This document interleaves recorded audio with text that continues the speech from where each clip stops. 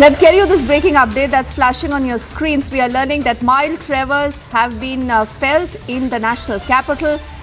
We are standing by to get you more details from the seismological department about what it measured on the Richter scale. But just about few days ago, remember, the entire North India was jolted with strong tremors, with the epicenter of that earthquake being in Nepal. That, remember, was 6.3 on the Richter scale.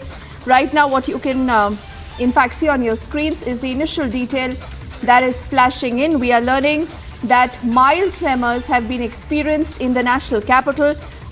We'll try and see if we can cut across to our colleagues to get more details about what it measured on the Richter scale. But like I said, over the last at least a week, there have been 3 earthquakes that have been reported, and out of that you have experienced tremors also in the national capital, with one having its epicenter in Nepal, the other having its epicenter in Uttarakhand, and now we are learning of mild tremors that have been experienced across the Delhi NCR region.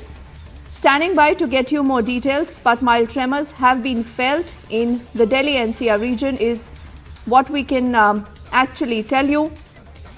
Samiksha is also joining us for more details on what we know so far. You know, Samiksha, I do realize that this is still initial information trickling in, but what is it that you can add to what we know?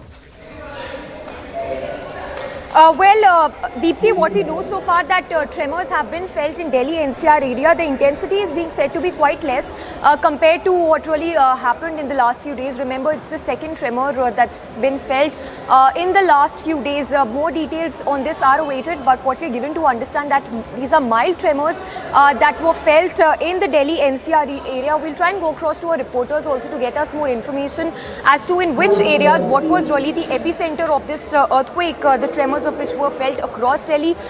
In fact, more details are just coming in that the intensity was lower than the tremors that were felt in the last few days. But this is what we know so far. Deeply more details are awaited. Back to you. Okay, you know, Samiksha, yes, but as you said, you know, over the last at least a week or so, the larger area of northern India has experienced tremors. Now, we must tell our viewers that this is because, you know, the large part of North India that does includes the state of Himachal, states of Uttarakhand, then you come down to Punjab, to Haryana, to Delhi. This is all in seismic zone 4. This is why also, Samiksha, you do realize that we do feel, you know, tremors, particularly in this part of the region. If you have an earthquake somewhere in Nepal, in Uttarakhand, now we do not know yet where was the epicenter, because this is, I think, still is going to be assessed, the story developing in real time.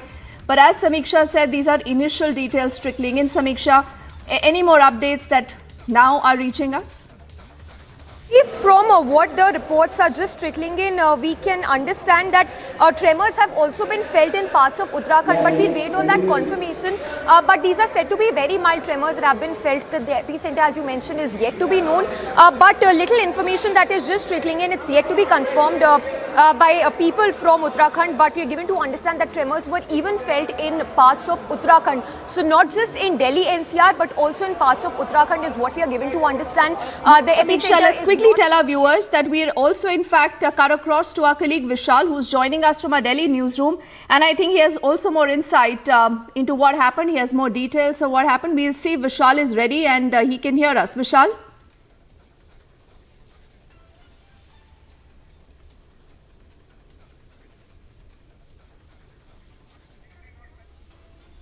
Vishal, आप सुन पा रहे हैं? No, I don't think we have that line through, but we'll just get him back. He's reporting from our newsroom here in Noida. Vishal, can you hear us now? Yeah, Dipti, yeah. So, all of us were in the newsroom. Okay, so please go ahead and tell us what we know about this so far. Like, we felt the tremors and everyone... Yes. So, we were sitting in the newsroom where we're doing stories when we felt the tremors and all of us evacuated immediately. We don't know the details yet about the magnitude of the earthquake, but it will come shortly, so we'll inform our viewers after that. Okay, Vishal, that's a story, Samiksha, that a lot of us actually tell in the first person, because once you live in, a region like Delhi, Delhi, again, as I said, in the seismic zone 4, this is a high-risk zone. And as I said, if you have an earthquake that has an, epicenter in the Hindu Kush area, in the Nepal region, in the Uttarakhand region, that is prone to these, seismic regions, you will experience these tremors in the national capital. But Samiksha, do we have more details now of where the epicenter was? These are mild tremors, very mild as compared to the stronger tremors we felt in the national capital when you had the epicenter in Nepal. I remember the epicenter was Nepal, and I think on the Richter scale it was 6.3, if I'm not wrong, the magnitude of the earthquake. Yes, Deepti, and while we speak, I'm also getting messages from my family members in Dehradun who are telling me that yes, there were tremors that were felt in Dehradun as well. So not just in Delhi NCR, we're given to understand that tremors were felt, the mild tremors were felt in Dehradun. Of course, the intensity is being said to be less than what was felt just a few days back. But yes, what we can confirm as of now, that tremors that were felt not just in the Delhi NCR area but in parts of Uttarakhand as well. Of course, the epicenter, the last one that was felt, the epicenter was in Nepal. We do not know the epicenter of this particular earthquake, but yes, there's a lot of panic among the Delhi people.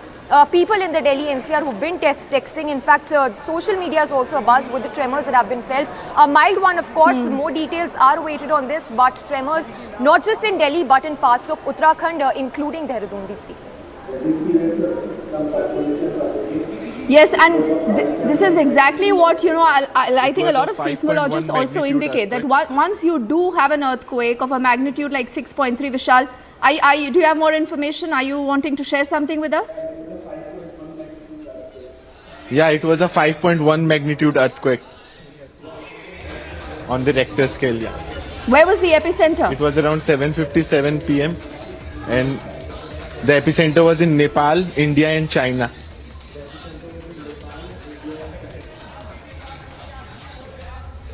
We will in fact, okay, I think this is initial information now trickling in. The estimated magnitude, an initial, reading that has come in, this was a 5.1 magnitude, and the affected countries are Nepal, India and China. The epicenter is said to be about 3 kilometers from Silanga. This is in Nepal. So the second earthquake, Samiksha, that has come forth in Nepal in just a matter of a week. The last earthquake, Samiksha, that we reported, and Vishal, you'd agree, was stronger, 6.3, but this is also an earthquake that has an epicenter close to the Silanga area in Nepal. Okay, I think it's being revised to 5.4 is what our team is telling us. So the epicenter is in Nepal. The magnitude of the earthquake is said to be 5.4 on the Richter scale, and a large part of North India has experienced the mild tremors, is what we can again confirm to our viewers.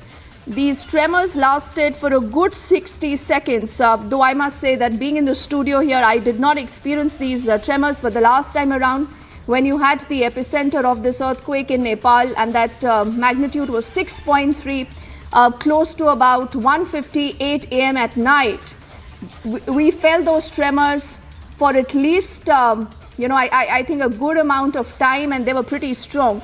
And right now, in fact, there is this entire map coming in from the National Center of Seismology. We'll see if we can get Samiksha to bring that up for us on our surface in Mumbai.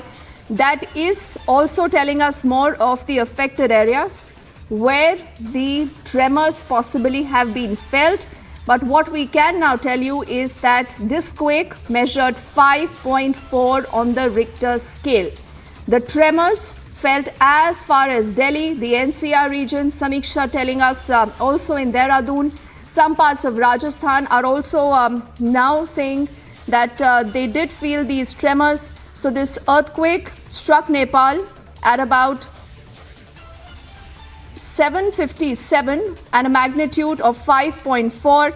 The epicenter, I'm not sure. Okay, this is another report that's coming in saying the epicenter possibly is in Joshimath in Uttarakhand. So I will see if we can get a confirmation to that. The epicenter is said to be near Joshimath in Uttarakhand. Samiksha, do we have a confirmation to that? I did not hear you clearly if that question is addressed to me. Just to put it in bullet points, what we know so far, the tremors were felt at around 7:57 p.m. Tremors were felt in Delhi NCR area. Tremors were also felt in parts of Uttarakhand, including Dehradun and Chamoli. What we're also given to understand that the magnitude of this earthquake is said to be 5.4 on Richter scale. So that is the intensity, of course, less compared to the last one. But the second successive tremors to have been felt, not just in Delhi NCR area, but in Uttarakhand as well. In fact, in Uttarakhand, the confirmation we are getting as of now is that these tremors were felt in parts of Dehradun, Chamoli district, in Joshimath area as well. The tremors that were felt at around 19:57-58 p.m. So that is the exact time, when these tremors were felt. More information is awaited, Deepthi, but it is being said that the epicenter of this earthquake was in Nepal. There are some bit of conflicting reports, Samiksha. That is why I don't think we should put that out, whether the epicenter was Nepal, whether this was Uttarakhand. Because what I'm checking on the website of the Seismological Department, it indicates that the epicenter was in Nepal. So we will await a clarification on that. And viewers must actually keep in mind that because this is a developing situation and we are getting to you this in real time. Till now, there has been no reports of any loss of life or damage that has come forward. But yes, if you're living in the Delhi NCR region, parts of Dehradun, Uttarakhand, Rajasthan, there are reports coming in of mild tremors that have been experienced. This is an earthquake with the epicenter somewhere close to in Nepal. Ankit also now joining us, I'm told. Ankit, what more can you tell us?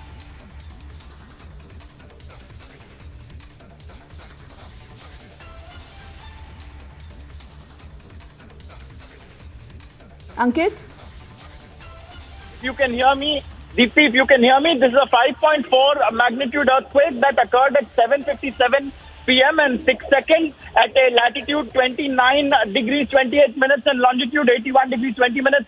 That is right at the border between Nepal and Uttarakhand, just slightly in the Nepal side. It's almost at the same location where 4 days earlier another earthquake had been experienced. This may well be a aftershock. They are known to happen in a short space of time, one after the other. And it is at an epicenter that is located at a depth of 10 kilometers below the ground level. And so that is where these tectonic plates appear to have ground against each other. Deepthi, 5.4 is the magnitude of the earthquake according to India's National Center for Seismology. And we have the location open in the map in front of our viewers. It is right on the western side of Nepal, very close, just a couple of half a dozen, a couple of 50 or so kilometers away from the border of Uttarakhand. This is the official information coming in at 7:57 p.m. This is an earthquake that caused tremors for approximately a minute is what we are told, Deepthi. Oh, yes. And Ankit, because the epicenter, again, you're telling us is in Nepal, we must tell our viewers that Nepal is located very close to a fault line. And, this is the reason why you see that region that experiences earthquakes very often. I do remember that last earthquake, which was pretty bad. It was pretty devastating. Thankfully, the last earthquake that we also experienced tremors of in the national capital was 6.3, but did not report much of damage, though there was a loss of life and property that was reported. I do see Abhishek also. Abhishek, are there more details that you can share with us? Well, as of now, the same information, Deepthi, that we have been talking about, that the epicenter was in the western edge of Nepal, bordering India, and that's about 10 kilometers deep, but about 3 kilometers from the border, Indian border. And remember, this is exactly the same place where there was a similar tremor last week, which was even higher on the Richter scale, which suggests that this could be an aftershock, A, or this could be a build-up to, even a severe category earthquake in the region. Remember, the Himalayan plates are notorious for tectonic movements, and this is a belt which frequently sees earthquakes, and whether this is an aftershock or this is a build-up to, more friction, more energy building up inside those plates, that's something which we have to wait and to understand from the National Center for Seismology and possibly BISAG in Gandhinagar in Gujarat, which monitors this kind of activity. Even the US seismological site which does that. But what is important is that this is second time in a week that we are seeing this kind of tectonic activity taking place in the region. Delhi NCR, of course, a part of the extended region where this earthquake has been felt, including with its epicenter in Nepal,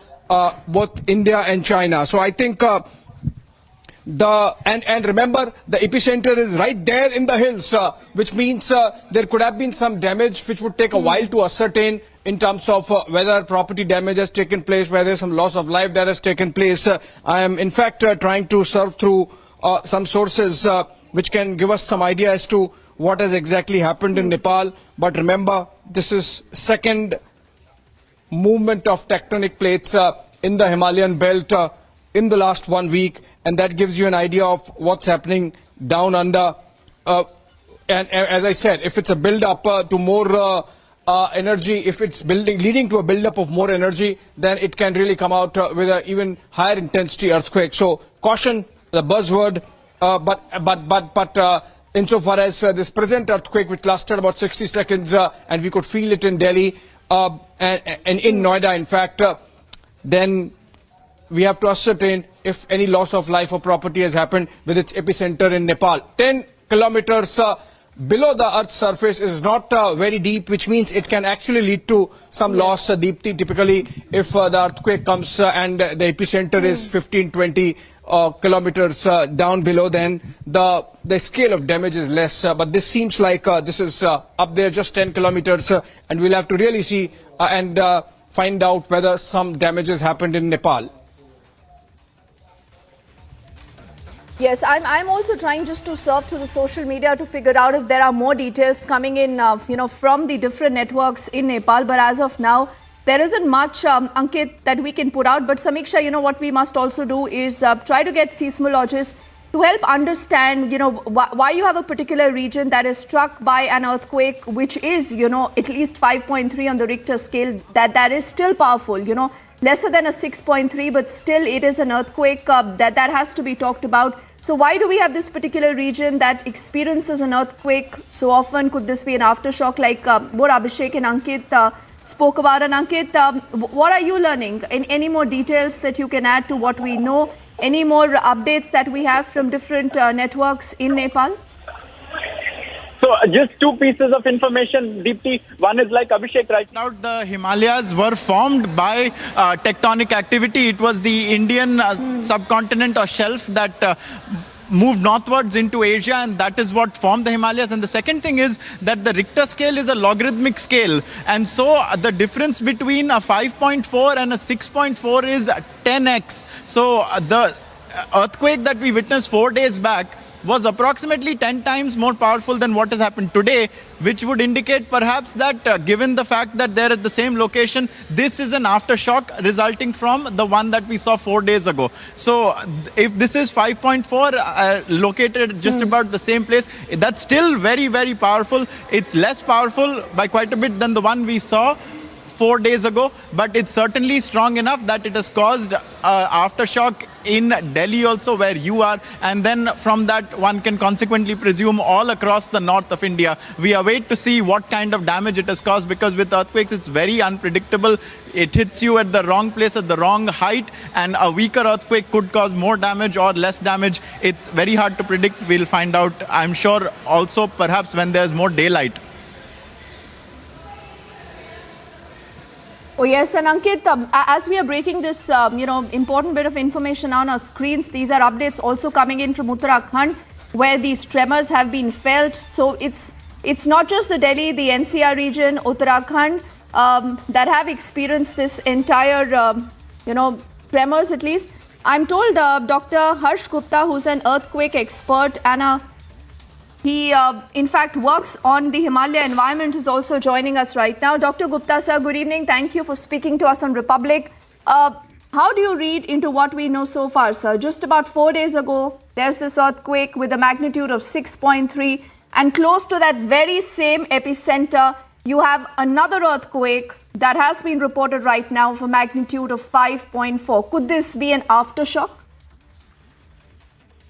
You see, it is very difficult when an earthquake occurs to say whether it is an aftershock or a foreshock of a possibly larger earthquake. So this area have had magnitude 6 earthquakes. Nothing like that has happened for almost 60, 70 years. And in Nepal, we had a 6.3 magnitude earthquake. 2015, on 25th April, there was a magnitude 7.6 earthquake in Nepal, which has claimed around 10,000 lives. And that was followed by another earthquake of magnitude 7.3, just 200 kilometers towards east of it. So what I'm trying to get back to you, it's happening coming here. No big earthquake has come for a very long time. A big earthquake can come anytime.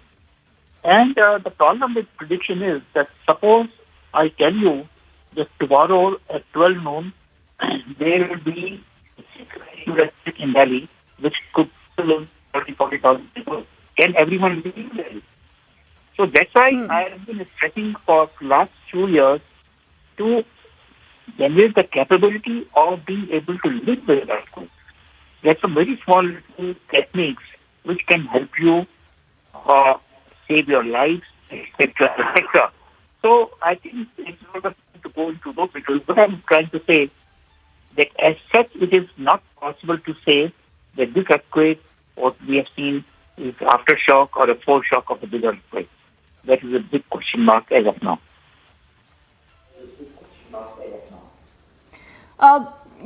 Dr. Gupta, sir, I do appreciate that this is still, early time and it's difficult to make that assessment.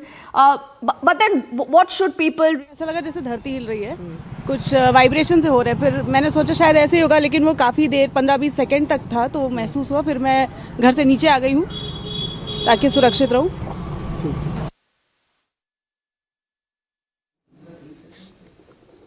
All right, we just had to dip into that live reaction. Dr. Gupta, apologies that was coming in. That was the Ghaziabad region, again the Delhi NCR region that has experienced mild tremors. Now, sir, tell me something, in a situation like this, like you said, it's difficult right now to make an assessment whether this is the build-up to a bigger quake or whether it's an aftershock. How far can we today, how far can science today predict, what it is and minimize damage? As in, what should the agencies, people be doing now? But the answer to this is that we have to develop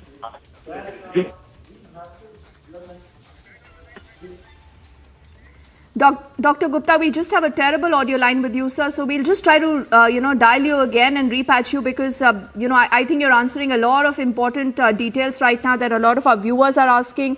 What should they do? People are obviously terrified because the Delhi NCR region and a large part of northern India, Abhishek, this is... a lot of people, in fact, now are saying that they did experience these tremors. They say they were pretty strong. Some say it was mild. Some said they did not notice. But the truth is that you had an earthquake in Nepal. Not very far, but the very fact that, a lot of people have experienced this for the second time in just this week, Abhishek, terrifies people. Now tell me something.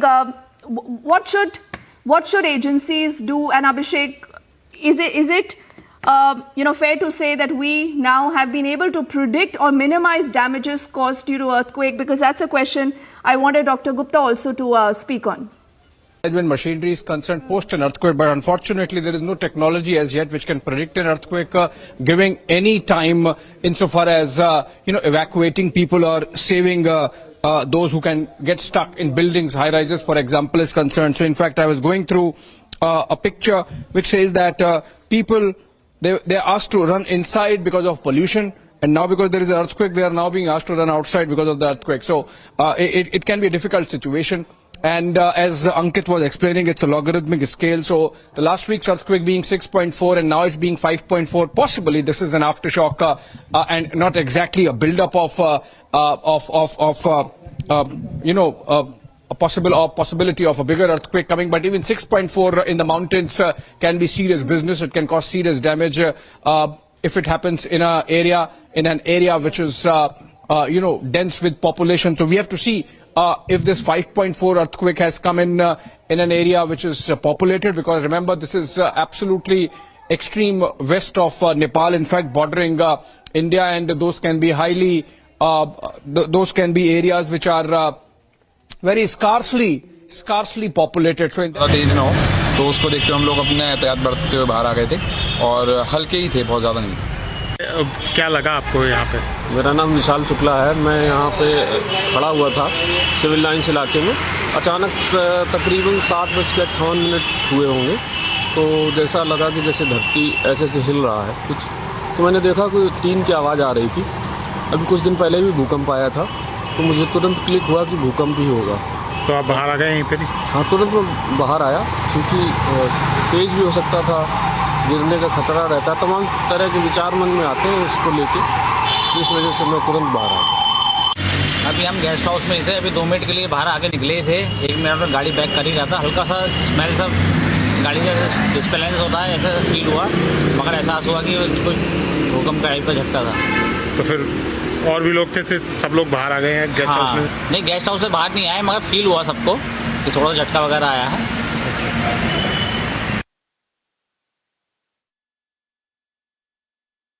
So more reactions there coming in, particularly from the Delhi NCR region. Now, there is, in fact, this information coming in from Uttarakhand of stronger tremors that have been felt in some Uttarakhand districts. We'll get you live details also of that. But I want to go back to Dr. Harsh Gupta, who's a renowned seismologist who continues to be with us. Oh, I think technology playing spoiler. I'm not sure whether he's there with us or not. I'll try speaking to him. Dr. Gupta, sir, can you hear us?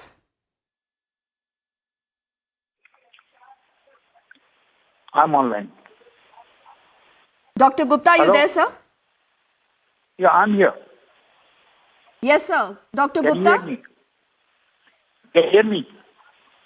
We can hear you loud and clear, Hello? sir. We can hear you loud and clear. Okay. Very good. Sir, are you able to hear us? I am in Hyderabad. Okay, you're in Hyderabad, sir. We were discussing whether, in today's day and time, we have any kind of a technology they can, predict earthquakes, at least tell us of more aftershocks possibly, and help people stay safe. Okay, there are ways of assessing after a big earthquake occurs. Suppose a magnitude 7 earthquake occurs. Then there are techniques to say that it will have aftershocks of magnitude 5 and larger for next 12 months. Things like that. But right now, the stage is this that 12 we are months. getting these shocks. So at this stage, it is difficult to say that. The other thing is this, that there are some very simple things which people will follow. They can reduce their damage quite a bit. There are techniques, there are things to be done during the earthquake when you feel it. And I think we should have actually a school curriculum where, because we are in seismic zone.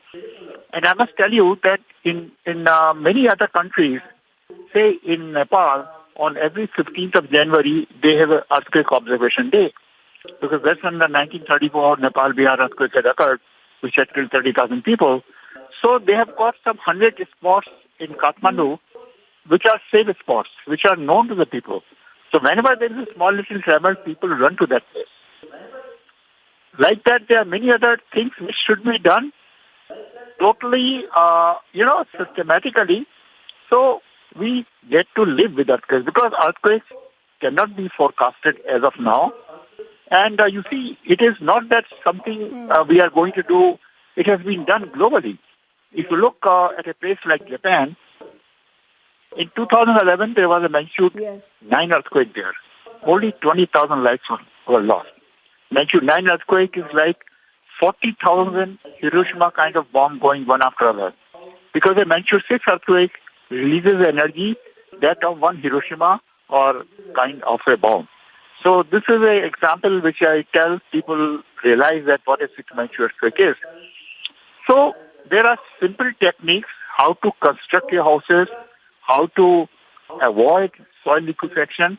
These techniques are all available, and countries which have followed, I would say magnitude 5 or 6 earthquake in Tokyo does not create any problem today. But a 6 earthquake in Delhi would be a havoc. Because in Delhi we have got constructions which are very poor, they are totally, I would say, they are very vulnerable to earthquake accelerations. So this is a really difficult situation. And coming back to again forecasting the earthquake, we cannot forecast it accurately enough as of today. And as I told you that even if you forecast, can everyone leave Delhi? Are you there or gone? So we can hear you. We can hear you, Dr. Gupta, and I think that's a very important bit of information, sir, that you've shared with us. Only for the moment, sir, I'll let you go, but we will touch base again because this is still a developing story and we'll continue to revisit it. At the moment, I'll quickly recap what we know for our viewers. There is nothing to panic. People must stay safe. Nothing to panic. Again and again, it's important to reiterate, like Dr. Gupta said, this is an earthquake that measured 5.4 on the Richter scale, the epicenter in Nepal, very close to the epicenter of the last earthquake with the magnitude of 6.3. We are awaiting more details.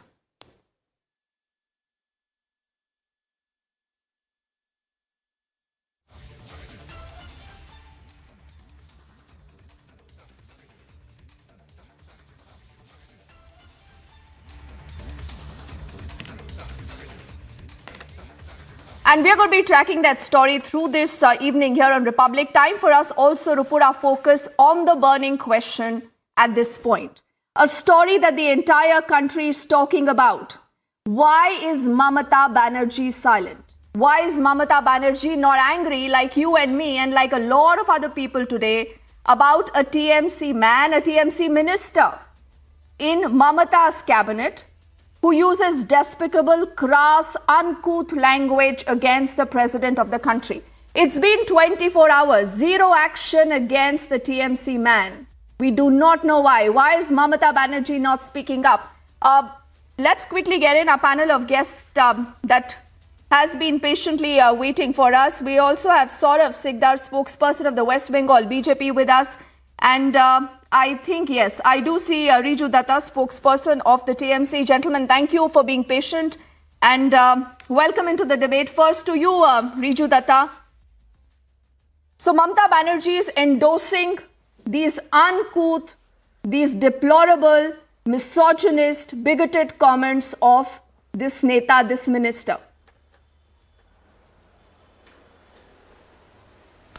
First of all, Deepti, good evening and good to see you back on Republic.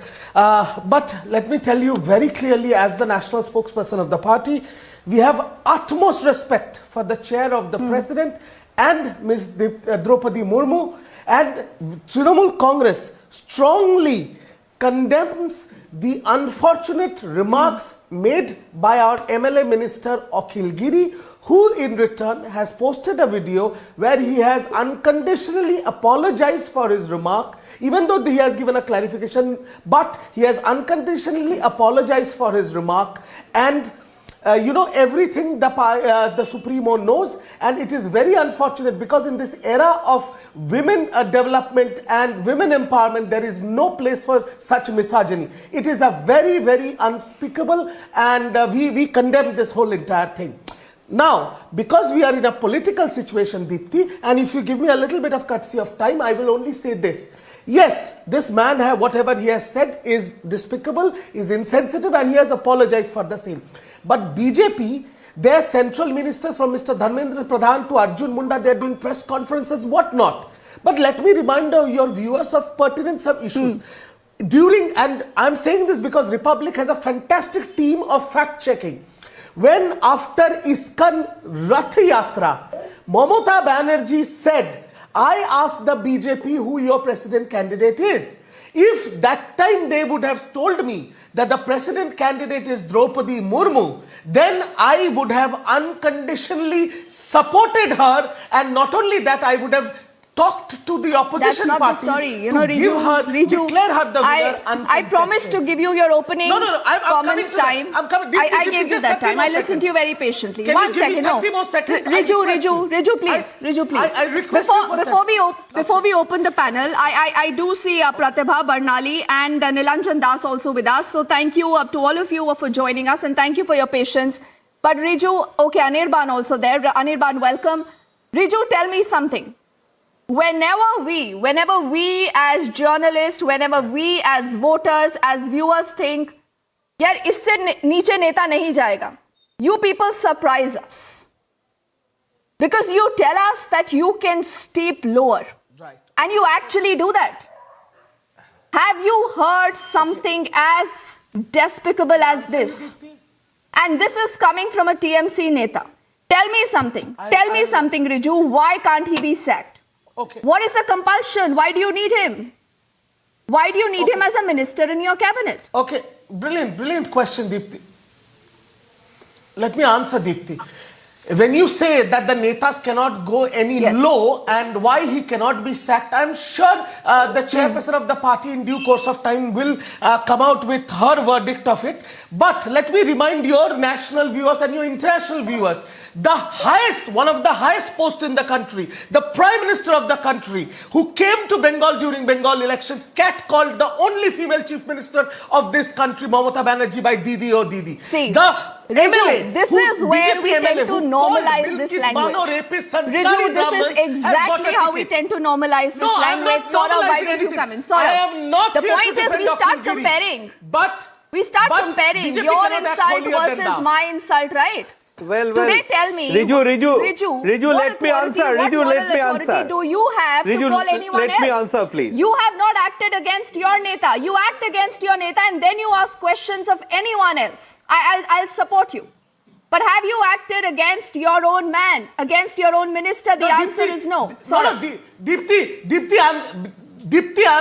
Dipti, I'm just changing the goalpost. Our ministers in Naroda Sharoda scam went behind bars, but the Bengal leader of opposition mentioned in the CBI and ED charge sheet of Naroda Sharoda is roaming around and having tea with the home minister. You think law is uniform in this country? I'm sorry. Are you embarrassed? Are you embarrassed to talk of your minister? You're again and again trying to divert and deflect.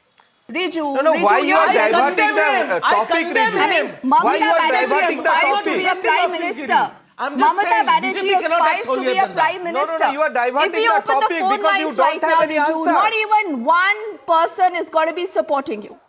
Sack this Neta is what the entire country says, Saurabh. I am not supporting him. My party is not supporting his comments. But you don't sack him either. You don't sack him either. Then why he you is have not Shashi sacked Pancha, yet? Kunal Ghosh, who are present. Let's just, they do not act against him. They are also not going ahead to file FIRs. Riju? Saurabh, please. Dipti, I'm asking you. You as a reputed journalist, have you seen one BJP minister? Can I answer it? Can I answer it, please, Riju? Never. Allow me to speak now. I'm going to come back. Please allow me to speak. Yeah, please. Let Saurabh put out his opening comments. We'll answer your questions. Yes, Saurabh. Yeah. Well, as per Dr. Babasaheb Ambedkar, president is a symbol of the nation. Now, the person who made a rusty comment on her, he is not an ordinary person. He is a legislator and he is a minister of West Bengal government. Now, when Mamata Banerjee said that I am the candidate in all 294 seats, then why she is not speak out? What is her reaction? And secondly, she is not all, just forget it, she is president of India. She is a woman. So, insulting of a woman, insulting a dignity of a woman is a criminal offense in our penal code. And thirdly, she belongs to SC and ST community. So, everybody knows what is the view to the SC and ST community of our chief minister. She only hold the hand of a tribal women who only wear a gloves. Every media has covered that. So she said the mindset, and Akhil Giri is following that only. He has to be arrested. This is a crime. This is not a just word. This is a crime, because you know, Can I in answer our quickly? constitution, Quick in rebuttal, our please, everywhere, she's the first citizen No, of India. 1 second, Riju. How come anybody Riju, think please also? hear other people She is also. mentally Please. sick. Yes. Riju, I didn't interrupt you. Okay, When Saurav you- says that this reflects on Mamata Banerjee and you know, Riju, this is not a question, but the very fact today that Mamata Banerjee is silent, Mamata Banerjee does not act against this Neta is her endorsement until and unless you sack this man. Let me also get an Anirban, and then we will get in Nilanjan, Barnali and Pratibha also. Anirban, often you've defended the Trinamool Congress, Anirban. Yeah. Do you feel ashamed today of the lack of action by Mamata Banerjee? First of all, while the Trinamool Congress has officially, unconditionally condemned this statement, the people of this country do not need the crocodile tears of the BJP for respect of women. On 15th of August this year, Arey, in the forget morning, the BJP when today, the na, Prime Minister, Anirban. Honorable Today Mr. it's not Narendra about the Modi, BJP. was giving his speech Today the about test is respect for the of women. Trinamool. Today it is Mamata Banerjee's test. It is Mamata Banerjee's test, Anirban. Are you also equally embarrassed like Riju that you cannot speak about this minister? There is a BJP His name is Akhil spokesperson Giri. here. How can I forget about Why the don't you BJP? name him? Name him today. I have a problem. Say Mamata Banerjee needs to act and sack this minister. Why are you so embarrassed, Whatever the Anirban? minister has said. Listen to me. Listen to me. But While we I will have a not sack problem him. with the Yeah, I've got statement some of Mr. questions Giri, to ask. I have even a bigger problem I have with some BJP questions. sermoning us, preaching us about dignity of women. A party that officially stands for gang rapists need not preach us on anything, please. I have a bigger problem with that. The BJP has Anirban, no the people moral of the right country to want preach this man anything to be about the sacked. dignity of People women of the to country anyone. say, Sorry. Barnali, why don't you come in? It's not about the BJP versus the TMC. You know, all that you people think is politics. But Barnali, what does the citizen today feel? Hang on, Anirban. Anirban, for a moment think, imagine the level of misogyny today, Barnali, that women face every day. If this is what the women president of India, that is the top constitutional officer, is not even spared, Barnali. Imagine what a normal woman has to go through, the level of misogyny. It is our fundamental right to freedom of speech and expression. As much as we enjoy this right, it is not an absolute right. It has its own limitations. So a politician or a leader whom we elect and they represent our country, they should choose their words very wisely. They should know what they are speaking on a public forum. They should be aware of what they are speaking. And under any cost, they cannot demean a woman or anybody as a matter of fact. These are the leaders that we choose. Consciously, responsibly, they should make the statements. It is not about BJP. It is for everybody. It is for everybody. But Barnali, they don't care about us. Barnali, they do not care about what people think. What about what people feel? Pratibha, you've been listening into all this very patiently. Anirban, pull back. Anirban, I'm requesting you to pull back, please. Please, Anirban, there are people on the panel who haven't spoken. I'm just going to come back to you. Let Pratibha please put out her point here. Then we also have Nilanjan who hasn't spoken. Pratibha. Okay, so the party's boss is a woman. She aspires to be the prime minister one day, and she does not act against him. What does this tell you? So what I want to tell you is that it shows that even after years and years of hard work that women have put in and reached the highest position of office, they're still objects of male gaze. There's face shaming, there's body shaming, there's all kinds of shaming of women in this country. And as the previous speaker said, I think one should be sensitive to language. One should be sensitive to and accountable to what that person says in a public platform, on a public platform, in a public forum. And I am really, very, very hassled and very upset about the fact that being a woman, and a woman leader at that, a politician who's respected, who's won elections. Srimati Mamata Banerjee has not sacked this minister because, I mean, a mere saying sorry is not enough. A mere apology is not enough. It's high time that people of this country take responsibility for their language, for the deliverance, and for what they say. And they have to respect women, whoever they be. And even this tweet about she being tribal or ST or SC, how does it matter who she is or what she is? She, for me, from where I stand, she's the president of my country. She's the president of India. And it does not matter who she is or what she is. And just the fact that she's a woman has, all these men, these male politicians are subjecting her to male gaze, objectifying her and talking about her and shaming her. This is humiliating for India. And I think that this man should be asked to step down from public office and he should resign. It goes on and on. Yes. This is simply double standards. Not resign, he should be sacked. No, It is not double standard. Why It do has we been need going such on for people in ages. political life? And we need to correct this. Yes, let's get in Nilanjan. He hasn't spoken yet. Then I'm going to go back to Riju and also to Anirban, who I don't know why still believe it's important to defend this man. Nilanjan, have you heard something as sexist, as bigoted, as uncouth this man. Sorry, nobody's as these comments? Well, Anirban, have you please. heard... Your name is not Nilanjan. Well, have you heard a woman leader being called Fufu, Khala, and all kinds of stuff, Begum, and everything? And these are words coming out from the mouth of Mr. Shubhendu So Adhikari, sab chalta hai na, Nilanjan? not so honorable leader So of you the normalize opposition this. of West Bengal. This No, is the I'm problem? not. How is it normal? Is it normal? Are you calling this normal? Nilanjan. Whatever I just said.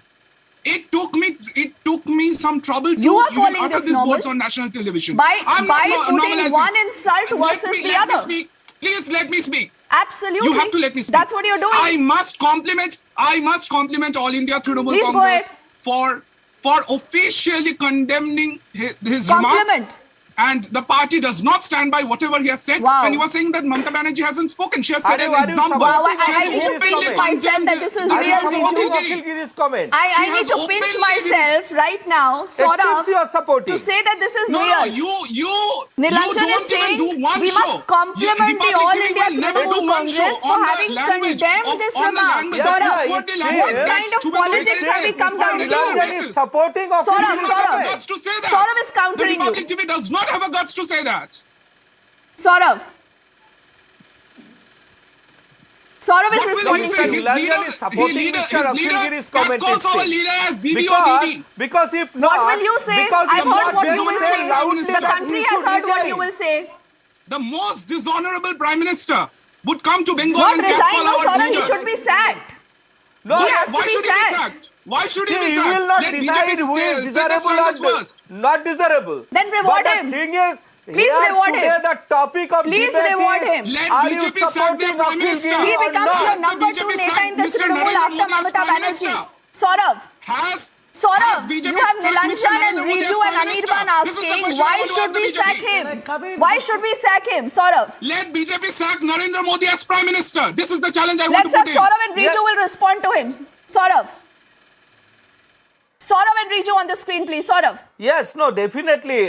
What I said, any of panelists, either Riju or Anirban or Ms. Nilanjan, can you tell me, are you supporting Akhil Giri or not?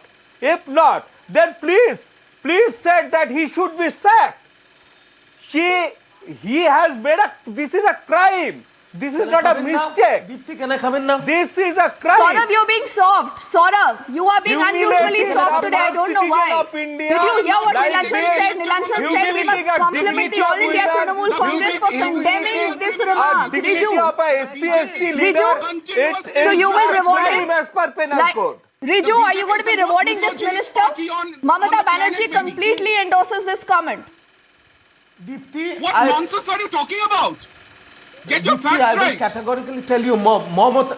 Arey, my goodness, let me speak. Really? My name is Riju Nilanjan, Datta, you please. are the one who Thank said you. compliment the All India Mamata Trinamool Congress Banerjee for is having the- condemned this remark. Do you even understand Can what you I say? answer? Let me know when I can Riju. talk. Let me know with Deepti when I can talk. Yeah, thank you.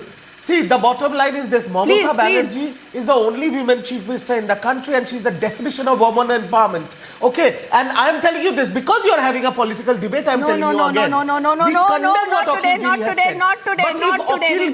women empowerment, do not say that. Needs to be said. Those words mean nothing unless you act against this man.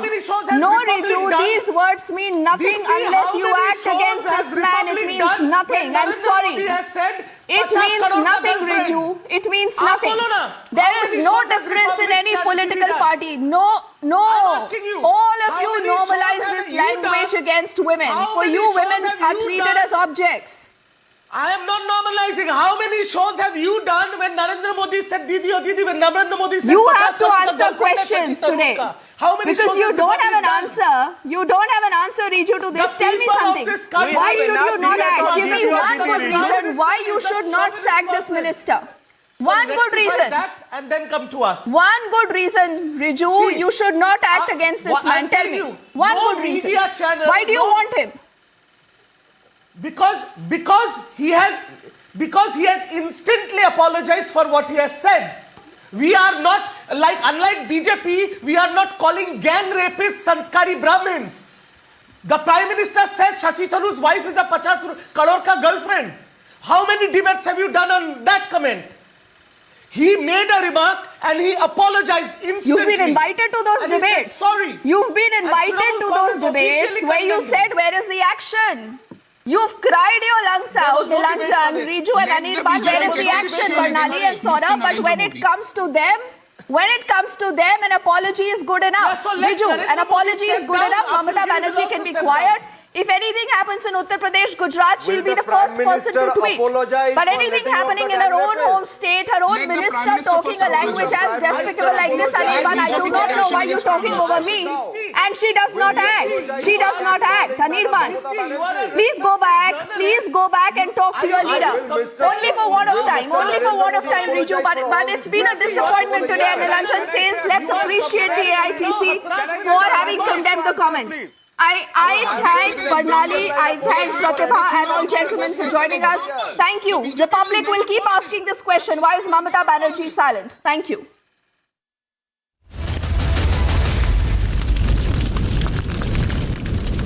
QS and THE, the world's foremost university rankings organizations, have ranked Amity amongst the top 3% universities globally, making it among the very few Indian universities to be included in both rankings. Yet another top ranking for Amity University. 30 to 40% of the people who didn't even know they had diabetes had soaring sugar levels. To help India beat diabetes, BITO has collaborated with Lions Club International to conduct diabetes screening camps all over India to create awareness and control this silent epidemic. आपने sugar check की क्या? Get your diabetes care program with a free BITO glucometer. Give a missed call on 740-1100.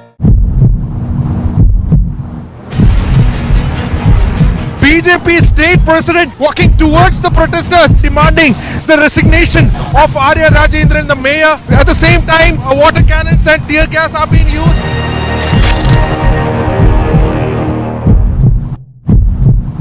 They want you to resign. Isn't it obvious to you, Mr. Khan? Now that you've used the resign word, I'll say it clearly to you. They want you to resign. The law says the governor shall be chancellor. He cannot resign. Even when I had written the letter to the chief minister, I had said, make alternative statutory arrangements.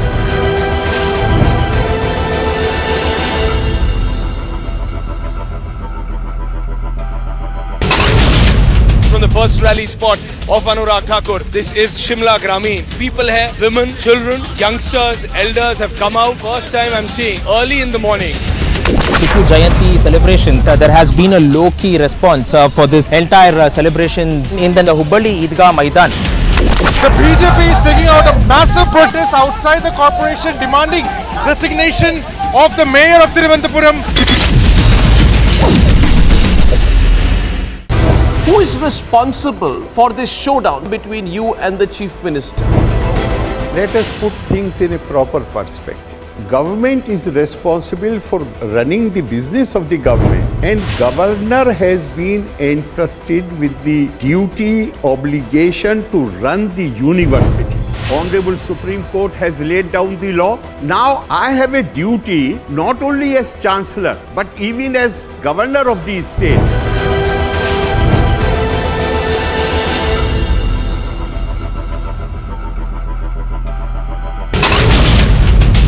से ज्यादा motorcycle सवार आज यहाँ उतरे हैं अनुराग ठाकुर और प्रधानमंत्री नरेंद्र मोदी के समर्थन में, भारतीय जनता पार्टी के समर्थन में।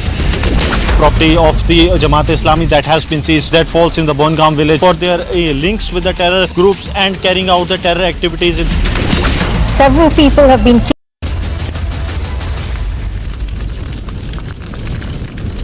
बहुत ही ज़्यादा अशोभनीय, निंदनीय, दुर्भाग्यपूर्ण है और यह कचरा मानसिकता का परिचय है। बर्खास्त करना चाहिए, अभी तक नहीं किया, दुर्भाग्यपूर्ण है। I call upon the TMC founder, President Mamata Banerjee, the Chief Minister of West Bengal, to immediately suspend him, dismiss him from his party and keep him out.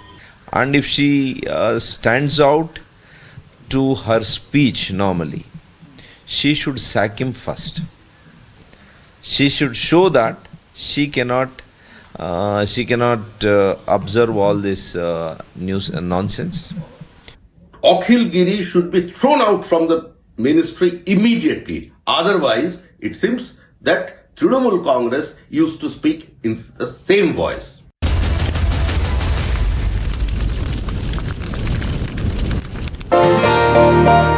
To 40% of the people who didn't even know they had diabetes had soaring sugar levels. To help India beat diabetes, BITO has collaborated with Lions Club International to conduct diabetes screening camps all over India to create awareness and control this silent epidemic. आपने sugar check की क्या? Get your diabetes care program with a free BITO glucometer. Give a missed call on 740-1100. Who is responsible for this showdown between you and the Chief Minister?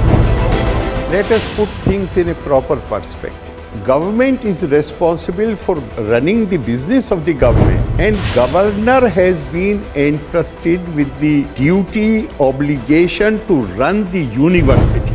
Honorable Supreme Court has laid down the law. Now I have a duty not only as Chancellor but even as Governor of the state.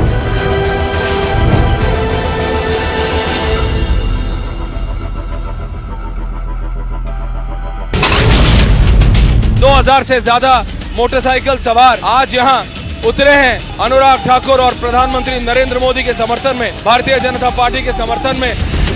Property of the Jamaat Islami that has been seized, that falls in the Bongaon village for their links with the terror groups and carrying out the terror activities. Several people have been killed in a fire in Malé, the capital of the Maldives.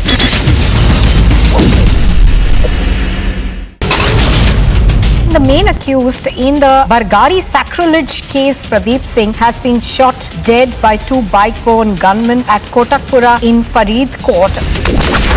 3 arrests have been made, 2 Jaish-e-Mohammed terrorists and 1 of their helper. Big success for the Jammu police as they have busted this major terror module. This was the tanker that was being used by the Jaish-e-Mohammed terrorists to sneak into the weapons from the Jammu to the Kashmir Valley. So the Chief Minister has said that you are an RSS camp follower. He has said that you should be a detached figure. He says that you should uphold the dignity of your office, not be a RSS camp follower. You can change a government. You can't change a people. It is the people of India who are electing the government at the center.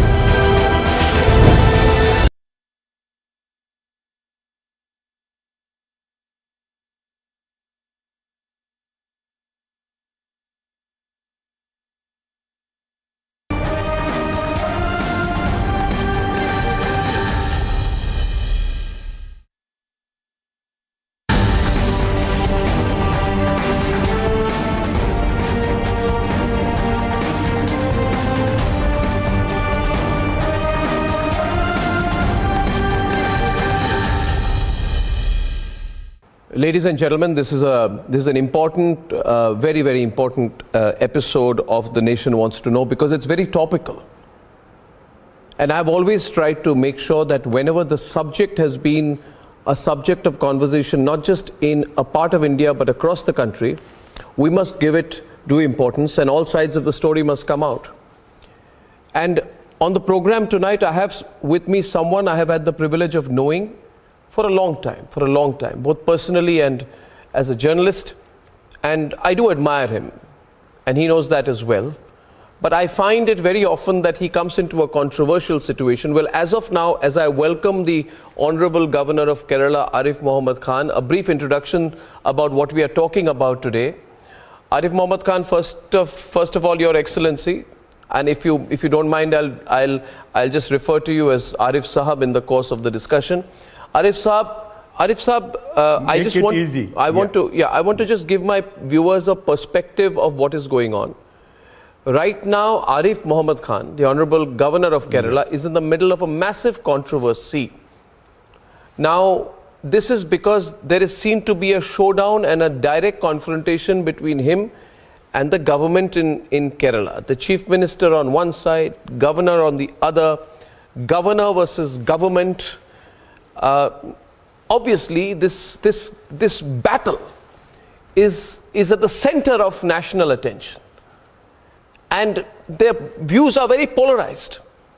Some people say Arif Khan is a very combative individual. You know, he doesn't compromise, he doesn't mince his words, but he's overstepping. The other side says that the government in Kerala is not comfortable because Arif Khan is technically correct in what he's doing. So there is a huge showdown. And I don't know where this showdown is headed, to be very honest. I don't know. Viewers don't know. Journalists don't know. Right now, there's been a battle with a section of the media and Arif Khan. So I'm only seeing it becoming bigger and bigger on a daily basis. So just to start with you, first question, Arif Sahab, who is responsible for this showdown? So much has been going on. Let me cut straight to the chase. Who is responsible for the showdown between you and the Chief Minister? Or you and the government? Who has instigated whom? What is the reason for this showdown? No, actually there is no showdown. Let us put things in a proper perspective. The government the business of the government must run in accordance with law, and constitution is also law. The governor governor's actions are also controlled by law.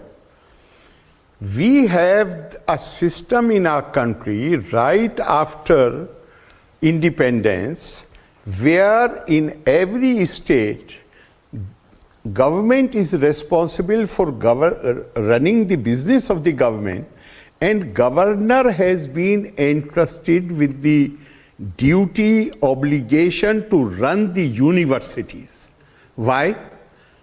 When the state assemblies passed a law and appointed, this is a statutory position, not constitutional position, a statutory position, when they appointed governors in various states as chancellor of the universities, basically it was a declaration that we respect the concept of the autonomy of the universities, we respect the dignity of intellect, we respect the academia, and there shall be no interference by the executive in the affairs of the universities.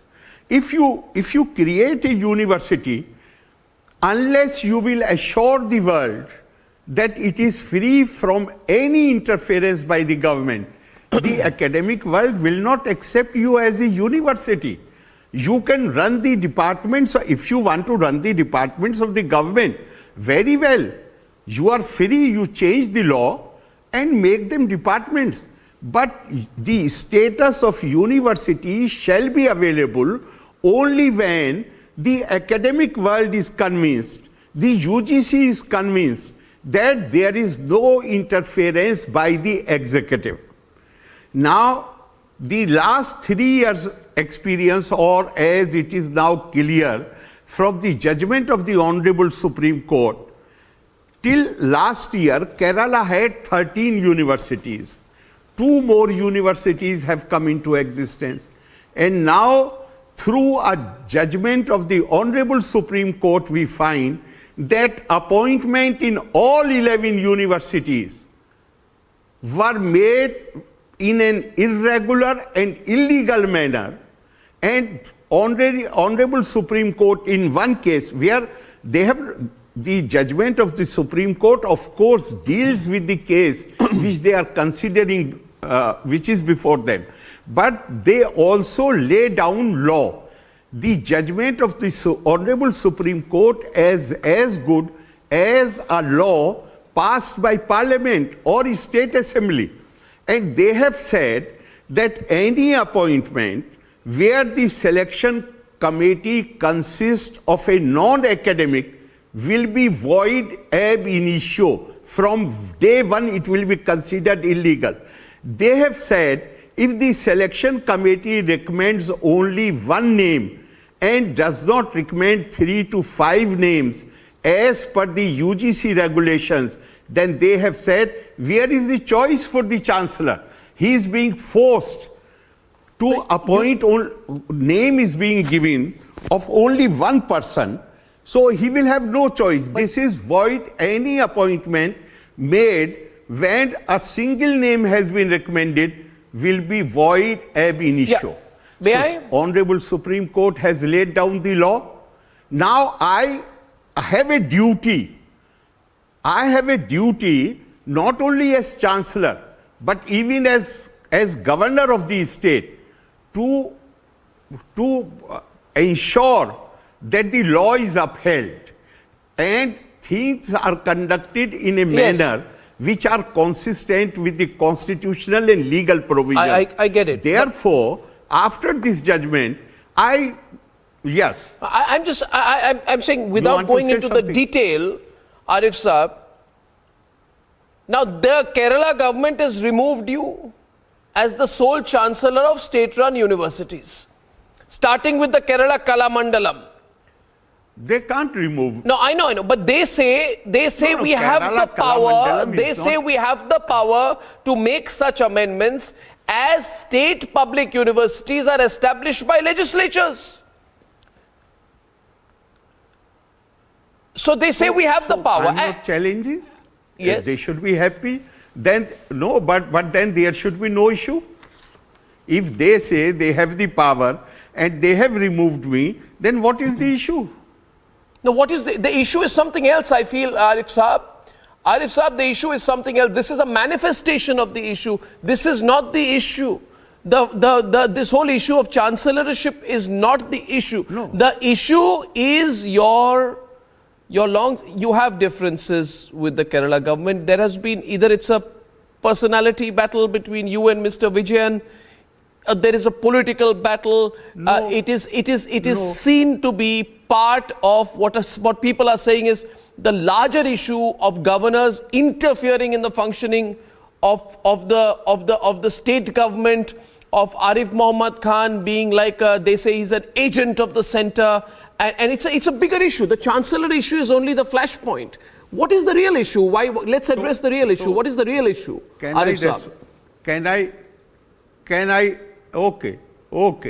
Can I respond? Yeah, sure, please. When this point was made, made that I am trying to interfere, I have said, give me one single instance. If you are able to substantiate your charge by giving one single instance, where during last 3 years, I have tried to interfere in the administration, in the business of the government, I shall resign from the post of governor. Then why they are not giving any instance? They are not giving because there is nothing. In fact, except they want whatever clash in the past we had, it was only on the universities. They are trying all the time, they try to interfere in my domain, that is the universities. Universities, they have nothing to do. But You see, it is not only after I came here as governor. Most of these appointments, except 2, have been made before me. They are all irregular and illegal.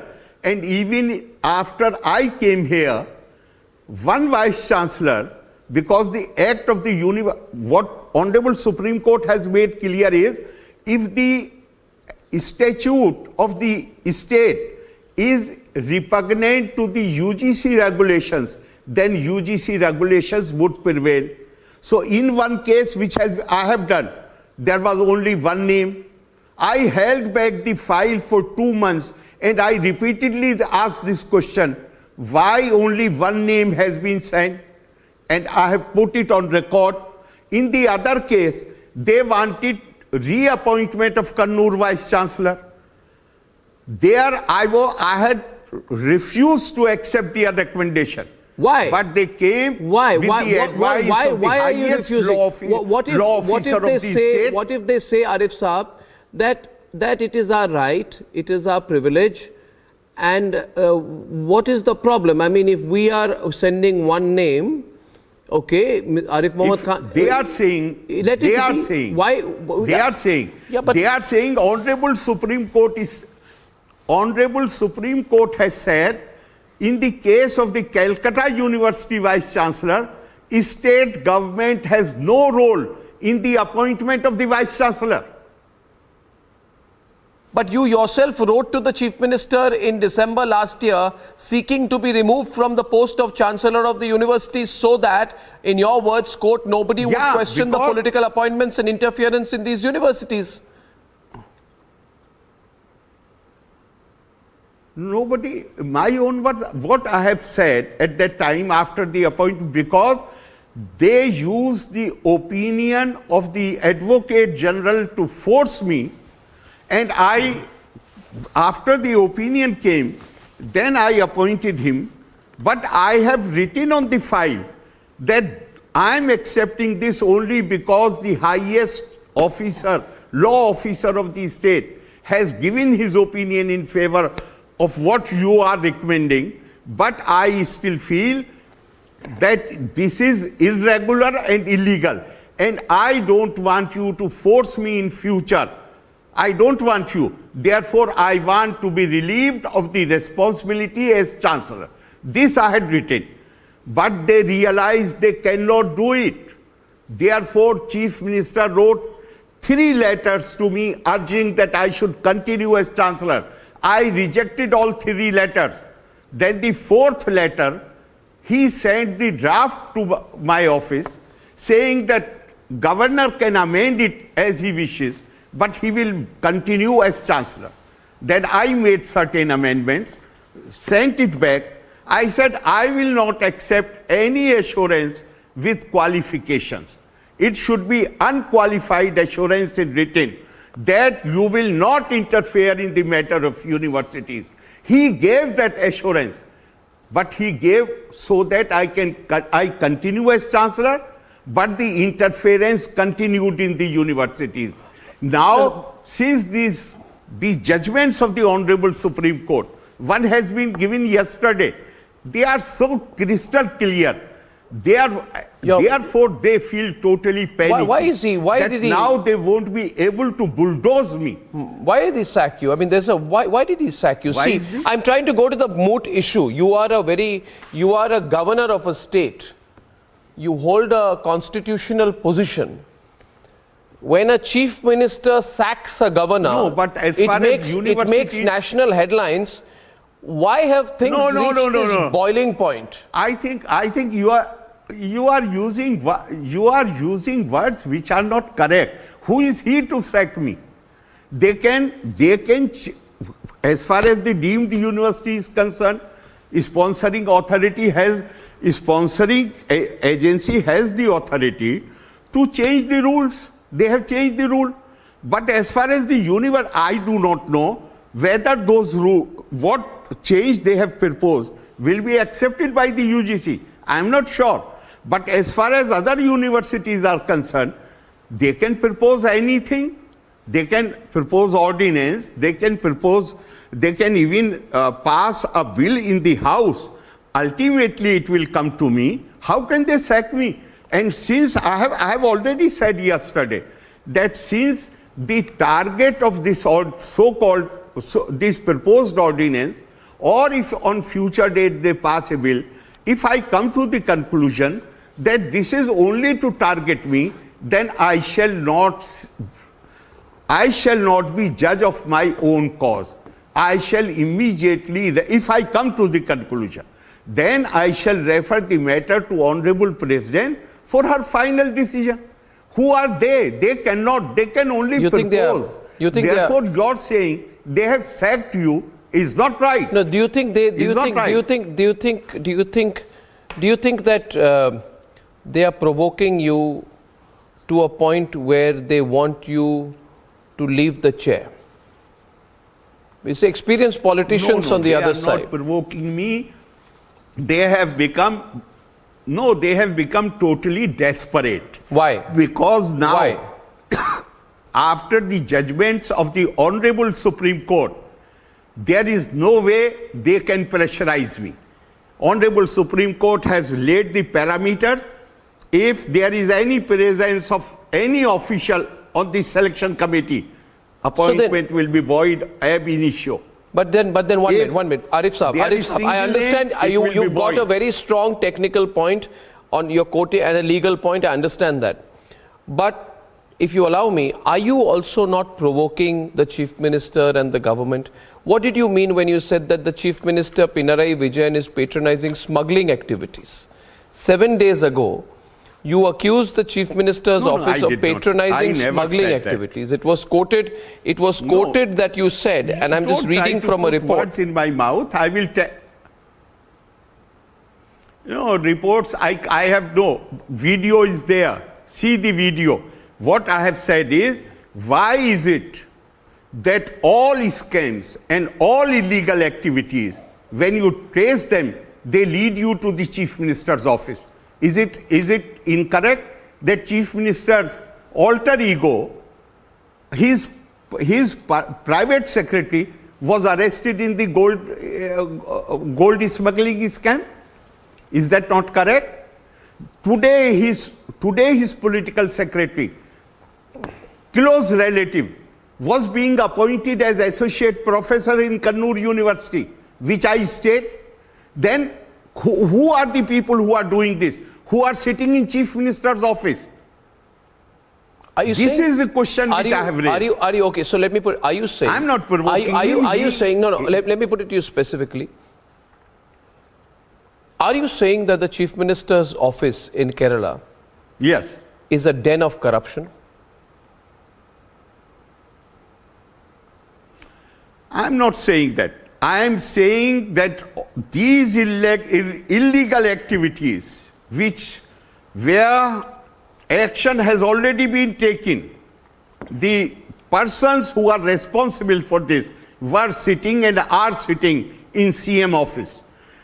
The appointment in Kannur University, it is not only I as Chancellor who has stayed it, but even Honorable High Court has stayed it.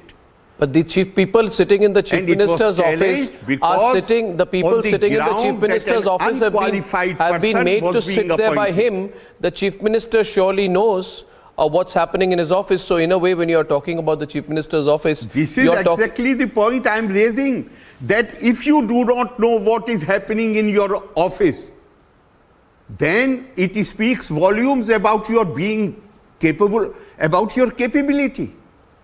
And if you know what your people are doing, then you are sort of promoting all these illegal things. So you're this saying, is what I'm saying. You are saying then, you are saying that Pinarayi Vijayan is encouraging illegal things and corruption. Can there be, do you need greater proof than the judgment of the Honorable Supreme Court that all appointments of the Vice Chancellors in Kerala are irregular and illegal? In the light of the judgments of the Supreme Court, that is why I have given them notices. Can there be greater proof? Do you need any other proof? Are you threatening the government? No, not at all. Not at all. Not at all. I am only requesting them to desist from indulging in activities which are not in accordance with law. If you have, I am asking them to be true to what the Assembly has said on paper. Assembly has, Kerala Legislative Assembly, like other assemblies in the whole country, they have entrusted the job of running the universities to the Chancellor. They have declared to the world that we shall not interfere in the functioning of the universities. You are doing it on a daily basis. Universities, how many cases are pending in the court where on the ground that appointments made there, the appointees are either relatives of the ministers or they are the members of the party, and on that ground they have been appointed. No, did you, how many cases are when I pending said in the court? when I said Arif Saab, now we should be very frank and direct with each other. You put out a tweet on 17th October in which you said, and I quote, statements of individual ministers that lower the dignity of the office of the governor can invite action, including the withdrawal of pleasure. The withdrawal of pleasure. You are a very, very knowledgeable person on the law. You've been a central minister. You've held office. The withdrawal of pleasure is a very major statement. Very major statement. Withdrawal of pleasure from a government. Are you saying that you'll sack the government? What major? You said withdrawal of pleasure. What does that mean in constitutional terms, sir? Nowhere. No. I think in your own conclave where you were present, I had explained that I have consulted every dictionary, including Black's Law Dictionary. Nowhere withdrawal of pleasure means sacking. Nowhere. Withdrawal of pleasure means I have two parts of my oath. One is that I shall protect, preserve and defend the Constitution. And the other part is I shall, to the best of my ability, serve the interest of people of Kerala. Now if I am confronted with a situation where I see something happening which I consider is injurious to the long-term interest of the people of Kerala, and I do not have the legal power to stop it, then what is the way out for me? The only way out is that I let the people of Kerala know this is what is happening. This minister... I want to challenge you. Finance minister, where I have withdrawn my pleasure, he was trying to stoke the fires of regionalism and provincialism. He said that somebody born in UP cannot understand the education system of Kerala, as if the higher education system is different in different states. That is all regulated by the UGC. No, he does not even know that BHU is not a state university, it is a central university. Why can't you ignore, you are a very... more vice chancellors you are a very... South India. Sir, let me tell you, you are a man with how many years now? More than 4 decades, almost 5 decades in public life and politics. Why can't you ignore these things? Why do you have to react?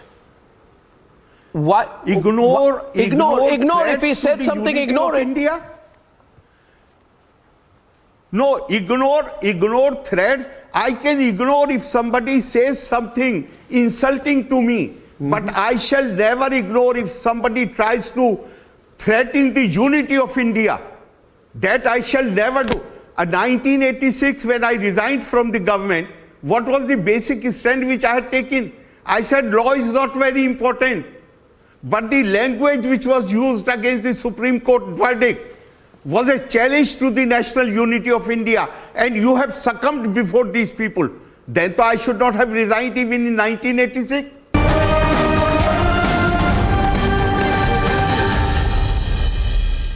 30 to 40% of the people who didn't even know they had diabetes had soaring sugar levels. To help India beat diabetes, BITO has collaborated with Lions Club International to conduct diabetes screening camps all over India to create awareness and control this silent epidemic. आपने sugar check की क्या? Get your diabetes care program with a free Beto glucometer. Give a missed call on 740-1100. So the Chief Minister has said that you are an RSS camp follower. He has said that you should be a detached figure. He says that you should uphold the dignity of your office, not be a RSS camp follower. You can change a government. You can't change a people. It is the people of India who are electing the government at the center.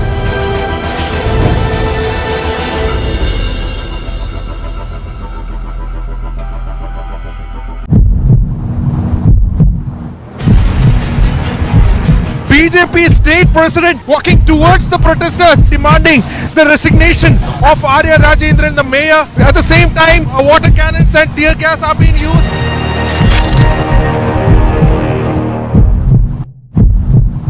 They want you to resign. Isn't it obvious to you, Mr. Khan? Now that you've used the resign word, I'll say it clearly to you. They want you to resign. The law says the governor shall be chancellor. He cannot resign.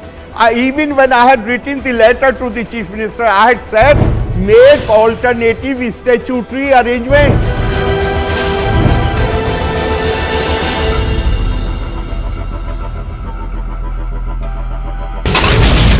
From the first rally spot of Anurag Thakur, this is Shimla Grameen. People here, women, children, youngsters, elders have come out. First time I'm seeing early in the morning. Tipu Jayanti celebrations, there has been a low-key response for this entire celebrations in the Hubballi Idgah Maidan. The BJP is taking out a massive protest outside the corporation, demanding resignation of the mayor of Thiruvananthapuram.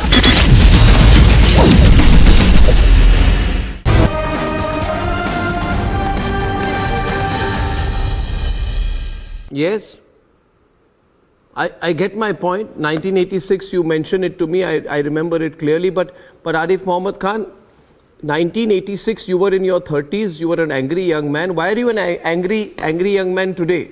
Why can't you ignore it with time? Why don't you say let it be? This may be, if that was the reaction of an angry young man, then the whole politics of India would not have changed in a manner in which it did after 1986. That was my deeply held belief. Even today, that is there. If somebody tries to insult me personally, say things which are unfair to me personally, I will ignore it. But if somebody tries to challenge the unity of India, integrity of India, that too after taking oath to protect the unity and integrity of India, that will not go now since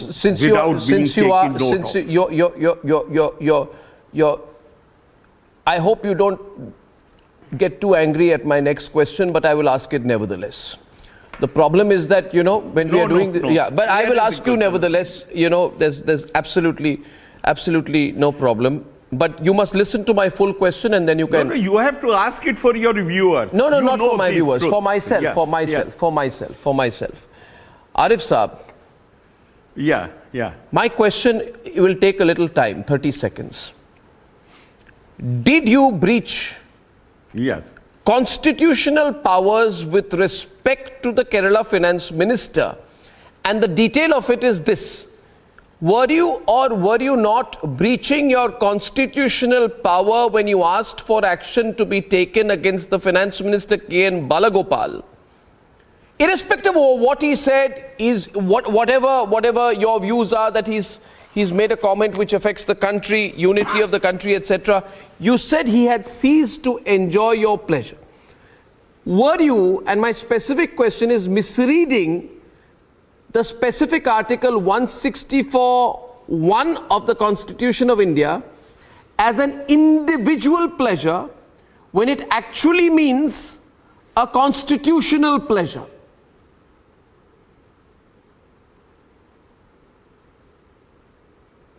Your question is complete? Complete. I have certainly not breached anything. This is my duty, my dharma, to restrain anybody who tries to challenge the national unity and integrity of India. If I am not capable, competent enough to do that, I should not be in the office. Therefore, I totally disagree with you. This is my primary duty. You know why the institution of governors was created? India has been politically fragmented for thousands of years. Our political unity is a recent phenomenon, but India was culturally and spiritually united thanks to a son of Kerala who in the last millennium, at the young age, he went all over the country and made people aware of that cultural and spiritual unity. I recently on 31st, Delhi, I delivered Sardar Patel Memorial Lecture. And I said there that but for the foundation laid by great Shankaracharya, it would not have been possible for Sardar Patel, great leader, to build the political, to achieve the political unity of India. Now, governor institution was created because for thousands of years, our mind has been attuned to political fragmentation, and cultural unity was there, but political fragmentation there. Therefore, governor, the institution is absolutely necessary to keep an eye on those who, under the influence of that legacy, raise voices and weaken the unity of India. That is the basic purpose, basic reason why the institution of governor was created. Therefore, if I fail to take notice of such thing, then I shall be failing in my duty. To which my follow-up is this. Personally, I believe that you are a very strategic thinker. You are, I mean, if you don't mind my analysis of you as a personality, you are volatile, you are impulsive, but you speak your mind, but you're also very strategic. And your critics feel that there is a strategy to what Arif Muhammad Khan is doing today. And this is their understanding of the strategy. They say that Arif Muhammad Khan intended to fight a lengthy court case and win because he wants to ultimately play the role of the opposition. You have been fiercely criticizing the government, whether it's about nepotism or the workings of the Chief Minister's office, but they say ultimately, he wants to play the role of an opposition. And they are saying, how can a governor holding a constitutional post make charges against the elected head of the state when there is no conviction in the case? Further, and I'll expand on this, they say this governor-chancellor issue is giving a wonderful opportunity for Arif Muhammad Khan to score a legal victory, to put down the state government. 9 Kerala VCs have moved the Kerala High Court against your order. Were you trying to make a statement by seeking the removal of the 9 VCs? If not, why try to seek their removal only now? You tried to sack 9 VCs. Now the Kerala government finds a loophole, removes you from the constitutional position. Why are these VCs so important to the government? Are they also using the case to fight you? And are you also using the case to fight them? I believe that's what's going on is a big fight. It's a big fight with Arif Muhammad Khan on one side, Pinarayi Vijayan state government. It's not only about the chancellor. Both sides are using this issue to fight each other. And you are also preparing yourself because you intend to fight a very long legal court case against them and win. And they are also trying to find the technical loophole. And I know that you do agree with me from how you're responding to my question. You do agree with me. There's a reality to what's going on. No, yes, sir. Over to you. I may or may not agree with you, but what you are saying is does not really reflect the factual position. I can't speak about the other party, but I can speak about myself. I was feeling very uncomfortable with the interference in the universities which I was seeing on a daily basis. I did not act. Why I did not act? I was not sure about what really should be done in this situation, except that I wrote to the Chief Minister that I can't tolerate this interference and therefore relieve me of my duty as Chancellor. But now, when I start, why will be a long legal battle? Honorable Supreme Court has already laid down the law. There is a question of any long battle. You can't go and file a case against the judgment of the Honorable Supreme Court. There is no prospect of any legal battle. In fact, another one issue, which was not clear in the earlier decisions, has been made clear by the Honorable Supreme Court yesterday in the case of Uttarakhand University, where they have said that even interim arrangement, acting vice chancellors will be appointed in accordance with UGC regulations. There is a question of any legal battle. Which court in India will entertain case which challenges the law laid down by the Honorable Supreme Court? I do not know who has briefed you about it, but this is not this does not reflect the factual position. The factual position is Honorable Supreme Court, the highest court in the land, has laid down the law. The law is laid down by them. I am duty bound to implement them in all the universities which come under my jurisdiction. And the reason why they are so desperate is that they do not see any. It's getting worse. Anything. But it's getting where worse. they can get some relief. It's getting worse. You see, the citizens of this country enjoy politics to some extent. At one point, the citizen says, a young person watching this program today, Arif Khan, I spoke about you as the angry young man of the 80s. A young person today is seeing this and saying, what is going on? Pinarayi Vijayan is first used to refer to Arif Khan as a stooge of the central government. Now he is calling you, quote, a tool of the RSS. All lines have been crossed on all sides. You are saying the Chief Minister's office, there is corruption in the Chief Minister's office. He is saying you are a tool of the RSS. Where is this going to end? This can't end only in a court of law. I have not said. I have not said. Please don't put words in my mouth. I have not said that. I have said that every major scam and every illegal activity is finally traced to people who are sitting in Chief Minister's office. This is what I have said. Yeah, that's what I quoted you as saying. I didn't say Chief Minister, I said Chief Minister's office. Good. If they are saying, my only problem, you should see it in the proper perspective. I have said, if other than universities, they come by law, not as governor, but as chancellor, they come under my jurisdiction. Bharat Ratna, Dr. C.N. Rao, in his speech here in Kerala, he said, the problem with the universities is that power is with the vice chancellor. Power is with the chancellor to discipline them.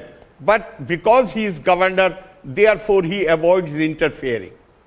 And the government does not have any power.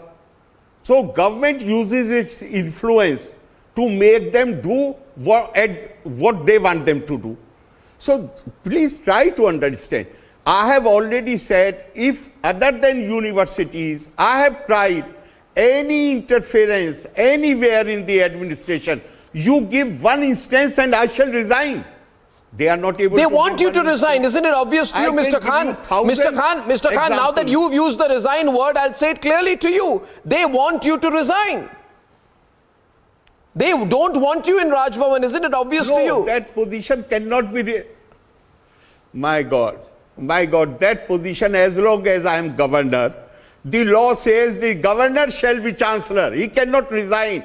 Even when I had written the letter to the Chief Minister, I'm not talking of the chancellor position, sir. I am saying that the Kerala government which has had a long-standing series of differences with you, would love to see you resign as the governor of Kerala. They would love to see you in any other state, but not in Kerala anymore. As the governor, but I do not know where you have read it. What I have read is, which the party secretary has spoken. He said if the X goes, Y comes. It is basically the RSS who is running the show. They have not demanded my resignation as governor. I do not know where you got it from. They have said if X goes, Y will come. And they are all being controlled by RSS. This is what he has said. No, the chief minister has said that you are an RSS camp follower. No, never, not demanded my resignation. Not demanding resignation. He has said that you should be a detached figure according to the according to the. Demanding my resignation. No. He says that you should uphold the dignity of your office. You should be a detached figure and not be a RSS camp follower. That is different. Louder. Oh, that is different. But he has not asked for my resignation because, as far as I know, officially they have said if he goes, another man comes who will also be RSS, according to them, RSS agent. So how can you help them? You can change a government. You can't change a people. It is the people of India who are giving, are electing the government at the center. Why did you? It is not any particular organization. You can have any number of issues, but if you are democratic, Mr. Khan, where I feel, and I would want to put this across to you, where I have a difference of opinion from you, but I'd like your response to it, is vis-a-vis your fight with the media. You asked two channels, journalists from two channels, Kairali TV and Media One, you told them to leave your press interaction. Leave your press interaction. You said these channels are working as, they have an established political line, etc. You have banned 4 TV channels, including Kairali News and Media One, from your press. No, not 4. 2. First of all, I have not banned anyone. What I have said is, I shall not talk to Kerala and Media One. Why I shall not talk to them? Because I am unable to make distinction between CPM and Kerala. It is not media. I do not recognize them as media. They are propaganda cell of CPM. Correct. Now that's what you said. So is the case with Media One, who are propaganda cell. Let me complete, please. They are the propaganda cell of Jamaat-e-Islami. And you must have seen so many articles by very erudite scholars who hold Maududi, the founder of Jamaat-e-Islami, responsible for the terrorism which we have seen in the Mr. Khan, in so many countries. Mr. Khan, may I give you a contrary perspective, and then I'd love you to respond to it.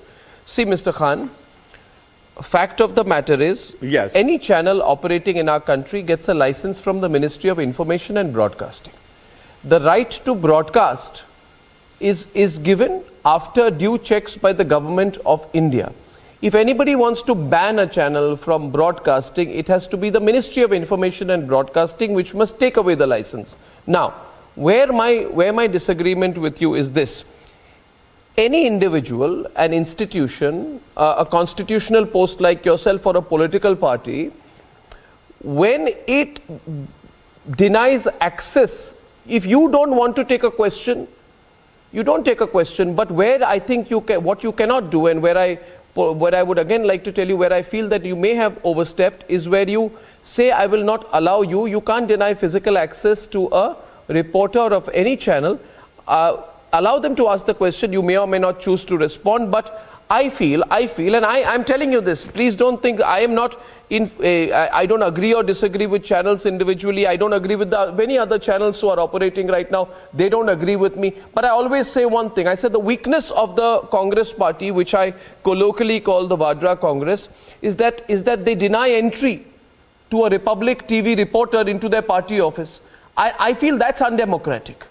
I feel that is undemocratic, and where I feel, I would request you, and I'm saying this individually, where I feel that perhaps you may reconsider your view is that I don't think media groups, you may respond in whichever way appropriate, but I don't think you should or you can ban media groups depending on your perception of the media group, the questions they have or the line they take. That's my view, and I'd like you to respond to that.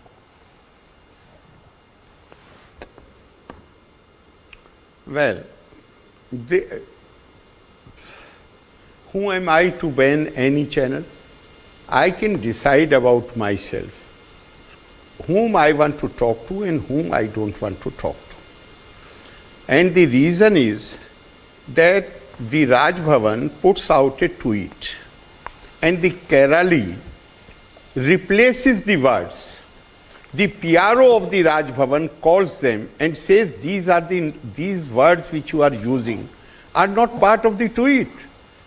And they say that we will correct it, and they do not correct it and continue to broadcast it for 24 hours. Will you tell me what I should do?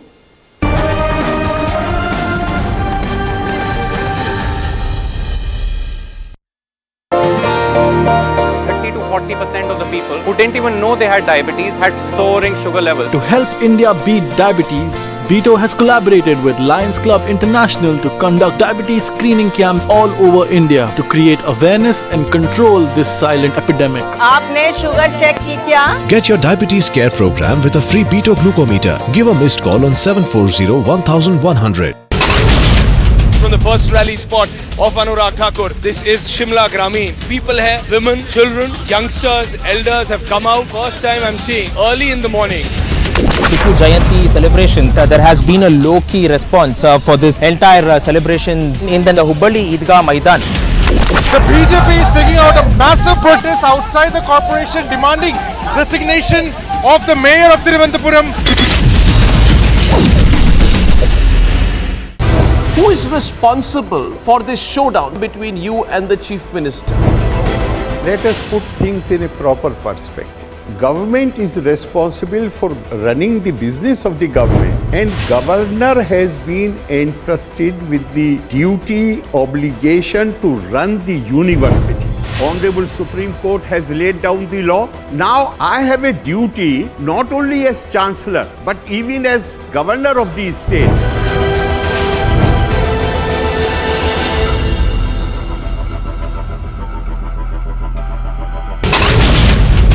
2000 से ज्यादा motorcycle सवार आज यहाँ उतरे हैं अनुराग ठाकुर और प्रधानमंत्री नरेंद्र मोदी के समर्थन में, भारतीय जनता पार्टी के समर्थन में.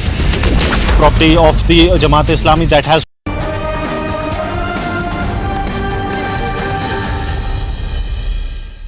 You can write to them. You can have your point of view heard. If you disagree, you can go legally on them. But you can't say I will not have the reporter in my press conference.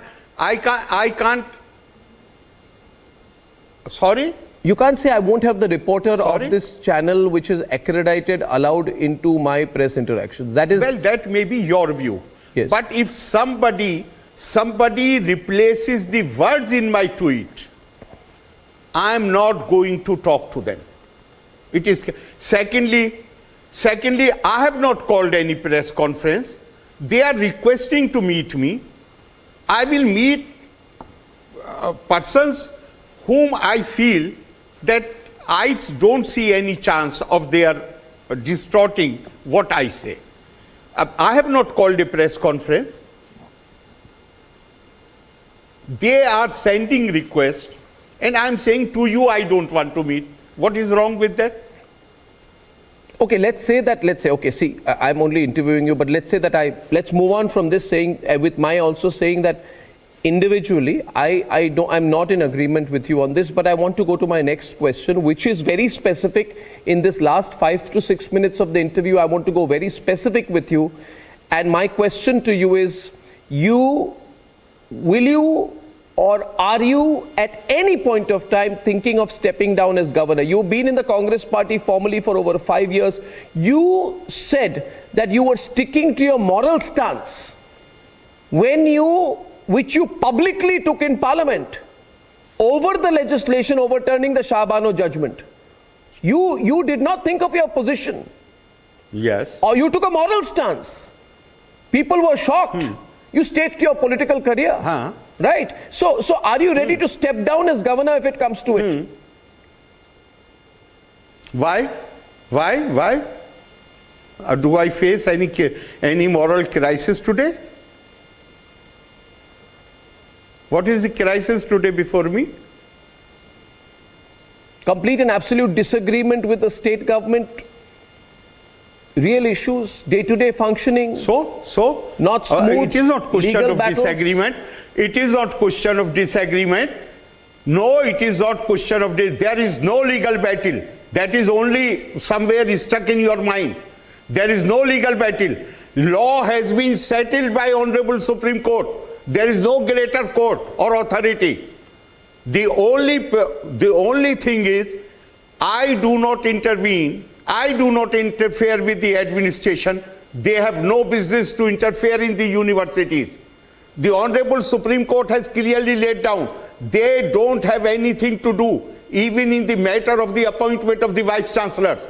The moral issue is before them. All the appointments they had recommended, they were illegal and irregular, and one of them has been declared to be void ab initio by the Honorable Supreme Court. The moral question is before them, not before me. I have been insisting on these things. But now position has been cleared by the highest court in the land. So where is my question? Where is the question of my entertaining this thought? There is no moral crisis before me. Moral crisis is before them. It is the appointments which they had recommended. And I had, at least in 2 cases, I had objected to that, and I had put my objections on the paper.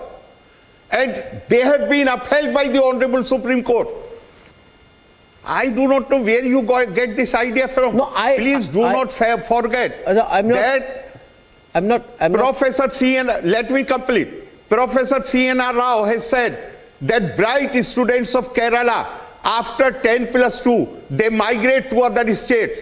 Professor K.M. Panikar, who was Vice Chancellor and also Chairman of the Higher Education Council, he has said the same thing in his article.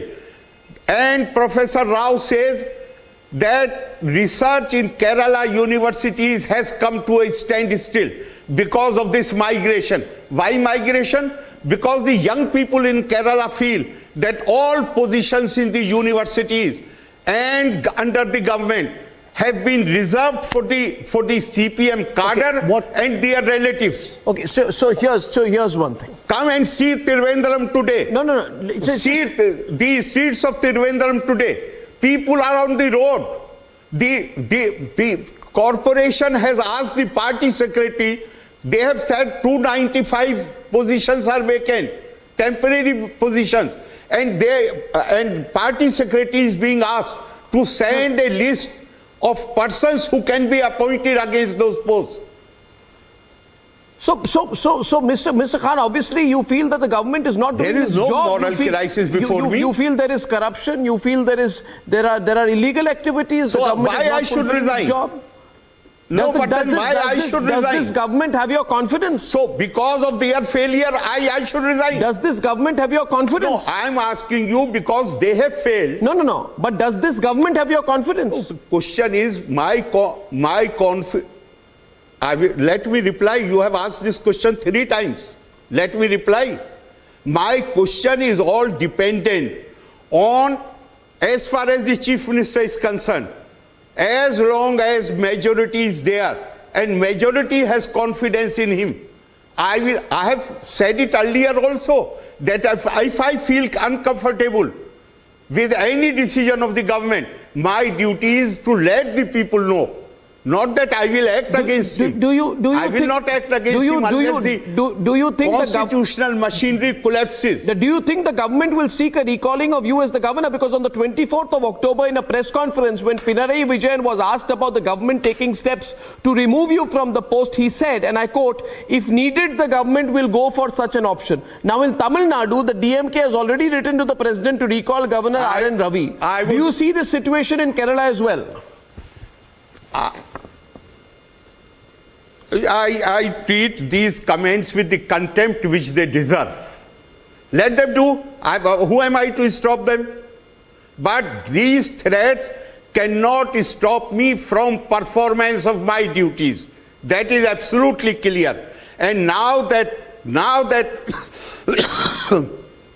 Honorable Supreme Court had made the position crystal clear, I will ensure that there is no interference in the universities, and universities' autonomy is protected, and there is no favoritism and nepotism. There are no appointments on that basis in the universities. Now there is no way anybody can stop any governor, not just me, any governor who is chancellor. No government will be able to stop any chancellor now from ensuring the autonomy of the university. Last question. I have a feeling after this whole 45-minute interaction, Arif Khan, bless you, that you are going to fight it out. It seems to me you're really sort of, you're readying for a long haul fight if required. Are you ready to fight it out in the long haul, to stand by what you believe in? I do not agree with your I do not agree with your assessment. There is going to be any long haul fight. That fight has come to end. I have been fighting this battle since last 3 years, and now this battle has come to an end with the judgment of the Honorable Supreme Court. Now everything has been made crystal clear. Where is the question of any fight now? Are you going to fight against the judgment of the Honorable Supreme Court? There is no question of any long haul fight now. Now though it is a question of some time, few days, maybe few months, when the process for the appointment of new vice chancellors without any interference by the government will start, and we will have reputed academics, not the party cadre. We will have them appointed. Selection committee will have, UGC representative will be there, university representative will be there, chancellor's nominee will be there, and they will be told that they have to go purely on merit. No favoritism, no nepotism. Well, Arif Khan has been a man in the eye of the storm many times, but he started the interview by saying Supreme Court stands by my view. He ends it that way. But I personally believe there's a lot of political volatility in Kerala right now, and whether he likes it or not, he's there in the eye of the storm again. Arif Khan, always enjoyable to talk to you. Always a pleasure and really enjoyable to talk to you. Thank you, sir. Thank you very much. Thank you. Thank you. Thank you. Thank you, sir. Thank you.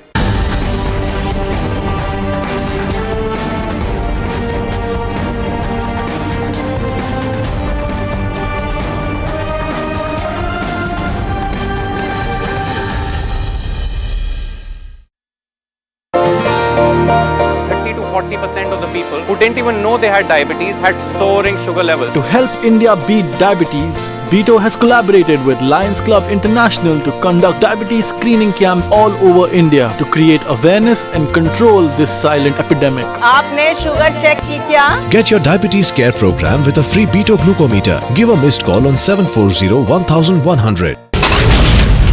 The main accused in the Bargari sacrilege case, Pradeep Singh, has been shot dead by two bike-borne gunmen at Kotakpura in Faridkot.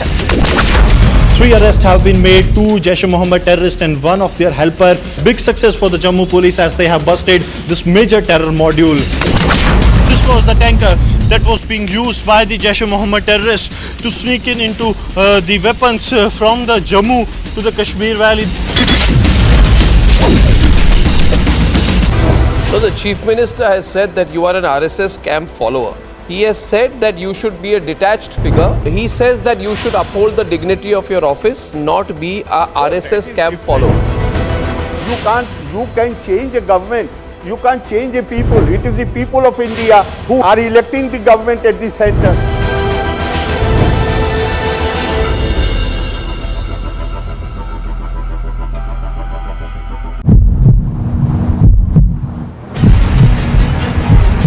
BJP state president walking towards the protesters, demanding the resignation of Arya Rajendran, the mayor. At the same time, water cannons and tear gas are being used.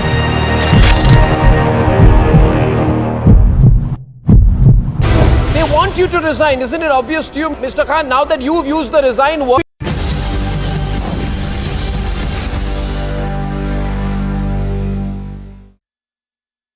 Ladies and gentlemen, a huge round of applause for the Army Chief.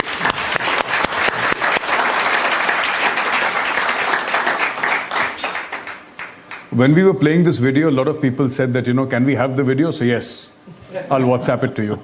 Yeah, it's an excellent video. I have a list of questions that I'm going to ask the Chief, and we'll get the conversation going. The intent is to talk about Atmanirbhar Bharat, arming the army. So obviously, here the intent is that every nation must have its own indigenous research and development, its own indigenous manufacturing to be called a superpower. Every superpower has that. America has that, England, Russia, China, you name it and they have it. India too must develop that capability. So with your permission, we'll start, sir. Yeah, please. And the first question that I have is that the Indian Army is currently undergoing a transformational change by modernization through Atmanirbharta, sir. Restructuring of formations and implementing a new HR policy, Agnipath, while undergoing optimization as per recommendations of the Committee of Experts. With Indian Army deployed along two active borders, how is force undertaking this transformation management without compromising its operational preparedness? Right. Thank you, Gaurav, for this question. And like you rightly mentioned, we are undertaking a number of transformational initiatives, essentially to make the army more modern, future-ready force to be able to meet contemporary and future challenges in the battlefield. And these transformation initiatives span across different domains, right from the capability development to the HR management philosophy or the Agnipath philosophy that you mentioned, as also the Atmanirbhar or achieving self-reliance, as well as restructuring or right-sizing our army. And of course, I don't have to say as to what have been the drivers for this change. Largely the unprecedented changes that are happening in the geostrategic domain, combined with, we have seen the limitless potential of disruptive technologies. Also, there are certain changes in the socio-economic domain and, of course, most importantly, the changing character of war. Now, this is what has actually necessitated that we undertake these transformation initiatives. And largely the purpose, I would say, would be to increase our efficiency and enhance effectiveness in all domains, be it the operational, functional, or the administrative domains. So that is, the background as to why we are doing these transformational initiatives. Now, while all this is happening, it is extremely important, like you mentioned, that we do not lower our guard as far as our deployment commitments on the western borders, as well as the northern borders, as well as in various internal security situation commitments are concerned. So it is extremely critical that while this transformation is happening, we keep this in mind all the time. And how we are doing this, I would say we are following a sort of four-step process. At the apex level, it is the setting up the right policy framework. Next comes establishing the mechanisms by which all these four or five things must happen together. Then is the execution part. And lastly, there is also a cognitive interface, which I feel is extremely important. And I'll just take up some time to explain each one of these. Sure. So at the apex level, insofar as the policy frame is concerned, it is the strategic guidance which we've given. As also there are other stakeholders. It's not purely the army which is undertaking this transformation. There are other departments within the ministry, as also there are other ministries and agencies who we need to take them along while we do this transformation. So that is one. As far as the second part, that is establishing the mechanisms are concerned, we are looking at the four pillars. The first one is the restructuring and the right sizing. Second one is optimization. The third one is the HR management philosophy. And fourth is modernization. And for each of these, we have prepared a transformation roadmap, clearly laying down what are the waypoints and what are the various timelines for review at each stage. And within the Army headquarters, we have identified the verticals. Each vertical will look after the individual transformation initiative. And within these verticals, there are cross linkages, which are as important. So it is important that each of these verticals talk to each other. And then at the apex level, I have the Vice Chief of the Army Staff who is overseeing this entire thing. So this is the kind of mechanism we are having. I mentioned at the executional level, I believe the role of the junior leaders, the field force, our formation commanders, battalion commanders, is going to be extremely important in all of these four. I also mentioned about the cognitive interface, and this is being led by our Army Training Command, because I believe change management is an extremely important part. And they have come up with a change management philosophy wherein we have explained to right from our senior leadership right up to the lowest rung of leadership as to how we need to bring about this attitudinal change, how we need to change the approach, how we need to look at things differently for this whole thing to be put together. So that in a sense is how we are approaching this. And while all this is happening, it is extremely important, the way you pointed out, that our operational preparedness levels along the border are in no way diluted. So in terms of, shall we say, the troops that are deployed there, the strength that we need to have in units, the equipment, the sustenance, the ammunition, etc., I wish to assure you that that has all been taken care of through this mechanism that I just described. And it is not as if this transformation is happening over the next, within a finite time. It's an incremental process. It will take time. But yes, we have the end state. We know where we are reaching. And we have a very, like I was trying to explain, a firm plan to achieve those objectives of the end state. So what does the Army feel about Atmanirbhar Bharat? What is the feeling, what is the sensing within the Army about Atmanirbhar Bharat, and what are the indigenously manufactured weapons and equipment that you see the Indian Army inducting over a period of the next few years, sir? So let me start by, taking you back to the pandemic days. And during the pandemic, the frailty, the vulnerability of the global supply chains adequately came to the fore, be it the supply of your PPE or other vaccines and the likes. I mean, this requirement of self-reliance or becoming self-dependent adequately came out. Then you had the situation that came about along the northern borders, more or less the same time. And more recently, the impact of the Russia-Ukraine conflict on our sustenance requirements of our defense equipment, etc. Now that again told us very clearly that you cannot rely on foreign dependence for our capital procurement requirements, as also more importantly for the sustenance requirements. And hence, I think it has become a strategic necessity that we develop our own capacities, we become self-dependent, self-reliant, or in other words, Atmanirbhar in all these fields. So that is how I look at the importance of Atmanirbharta as we move forward. As far as the other aspect, how we are looking at it, I think there are a number of advantages. And if I were to list out some of them, I think first and foremost is in terms of, our industry being able to meet our peculiar requirements of weapon systems, etc., to meet our operational conditions, terrain conditions and the likes. The second is the confidence that it gives you in terms of our sustenance requirements, which I just highlighted. And whenever you require, you can ramp up the supply requirements, you can ramp up the production or manufacturing ability. Third, I think it's a good opportunity. You have a very vibrant startup ecosystem. We have bright, brilliant young minds, technologically very good. So this is a good opportunity for them to step up and contribute to the defense sector.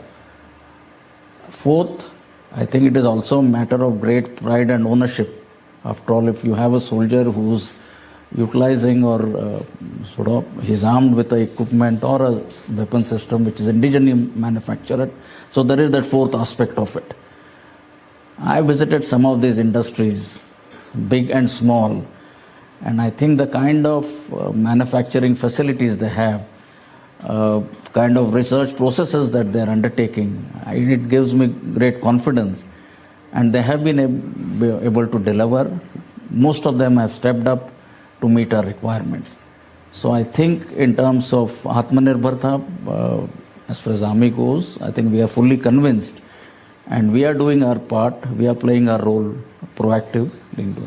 Your second part as to what are the equipment that you're looking at, if I were to briefly tell you, when you look at an infantry soldier, of course, we're looking at a future infantry soldier system as to what kind of protection, how can he have better situational awareness, a better personal weapon, how can he communicate better.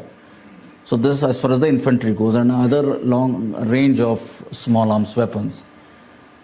As far as the artillery goes, it is different types of our 155mm caliber guns, which we have accepted to be the basic or finally the caliber of the weapon that we will choose. Then there are aspects of long-range rocket systems, better munitions, more precision-guided weapons, and likewise. In the realm of mechanized forces, we are looking at a future infantry combat vehicle, a future ready armored vehicle, and the likes, see-through armament, and a number of those things. For aviation, we are looking at drones, counter-drones systems, as well as the light combat helicopter, light utility helicopters. And in communication, the software-defined radios and likewise. So these are specific areas that we're looking at as far as Atmanirbharta goes. So you mentioned a startup ecosystem, so you spoke about it and you said that you visited a lot of these places and it gives you a lot of confidence that these youngsters are doing such a fine job. Now, my question to you, sir, what is the Indian Army doing? Is the Indian Army helping private manufacturers? Is it funding private manufacturers? Is it helping with the research and development? Is it leading the way in sorts? Because there has to be acceptability from within the army that yes, we are part of this ecosystem. And we are not just consumers, we are part of this entire ecosystem, sir. Well, what do you feel about that? You know, about 7-8 years back, we started this process of indigenization, initially by transfer of technology, and which complemented the Make in India initiative. Yes. And that is how the technology came in. But we realized that after all, if you are going to rely on technology which is coming from outside, nations are not going to share with you the niche technology. So you will always remain, as we say, a bound behind in terms of leveraging technology. And hence, I think the importance of developing on our R&D and developing technologies indigenously. Also, I must tell you, in terms of the niche technologies, their research, design and development, and the manufacturing ecosystem, I feel there are 4 essential pillars that we need to look at. One is the resource allocation, second is the enabling policies, third is the viable market, and fourth is competitiveness. Sure. Now, if these 4 things you are able to get together and provide to the private industry, they will step up. And within all this, we need to understand what is the role of the services. And I feel the role of the services is to be enablers for implementation of the government policies, as well as to be able to provide a viable market.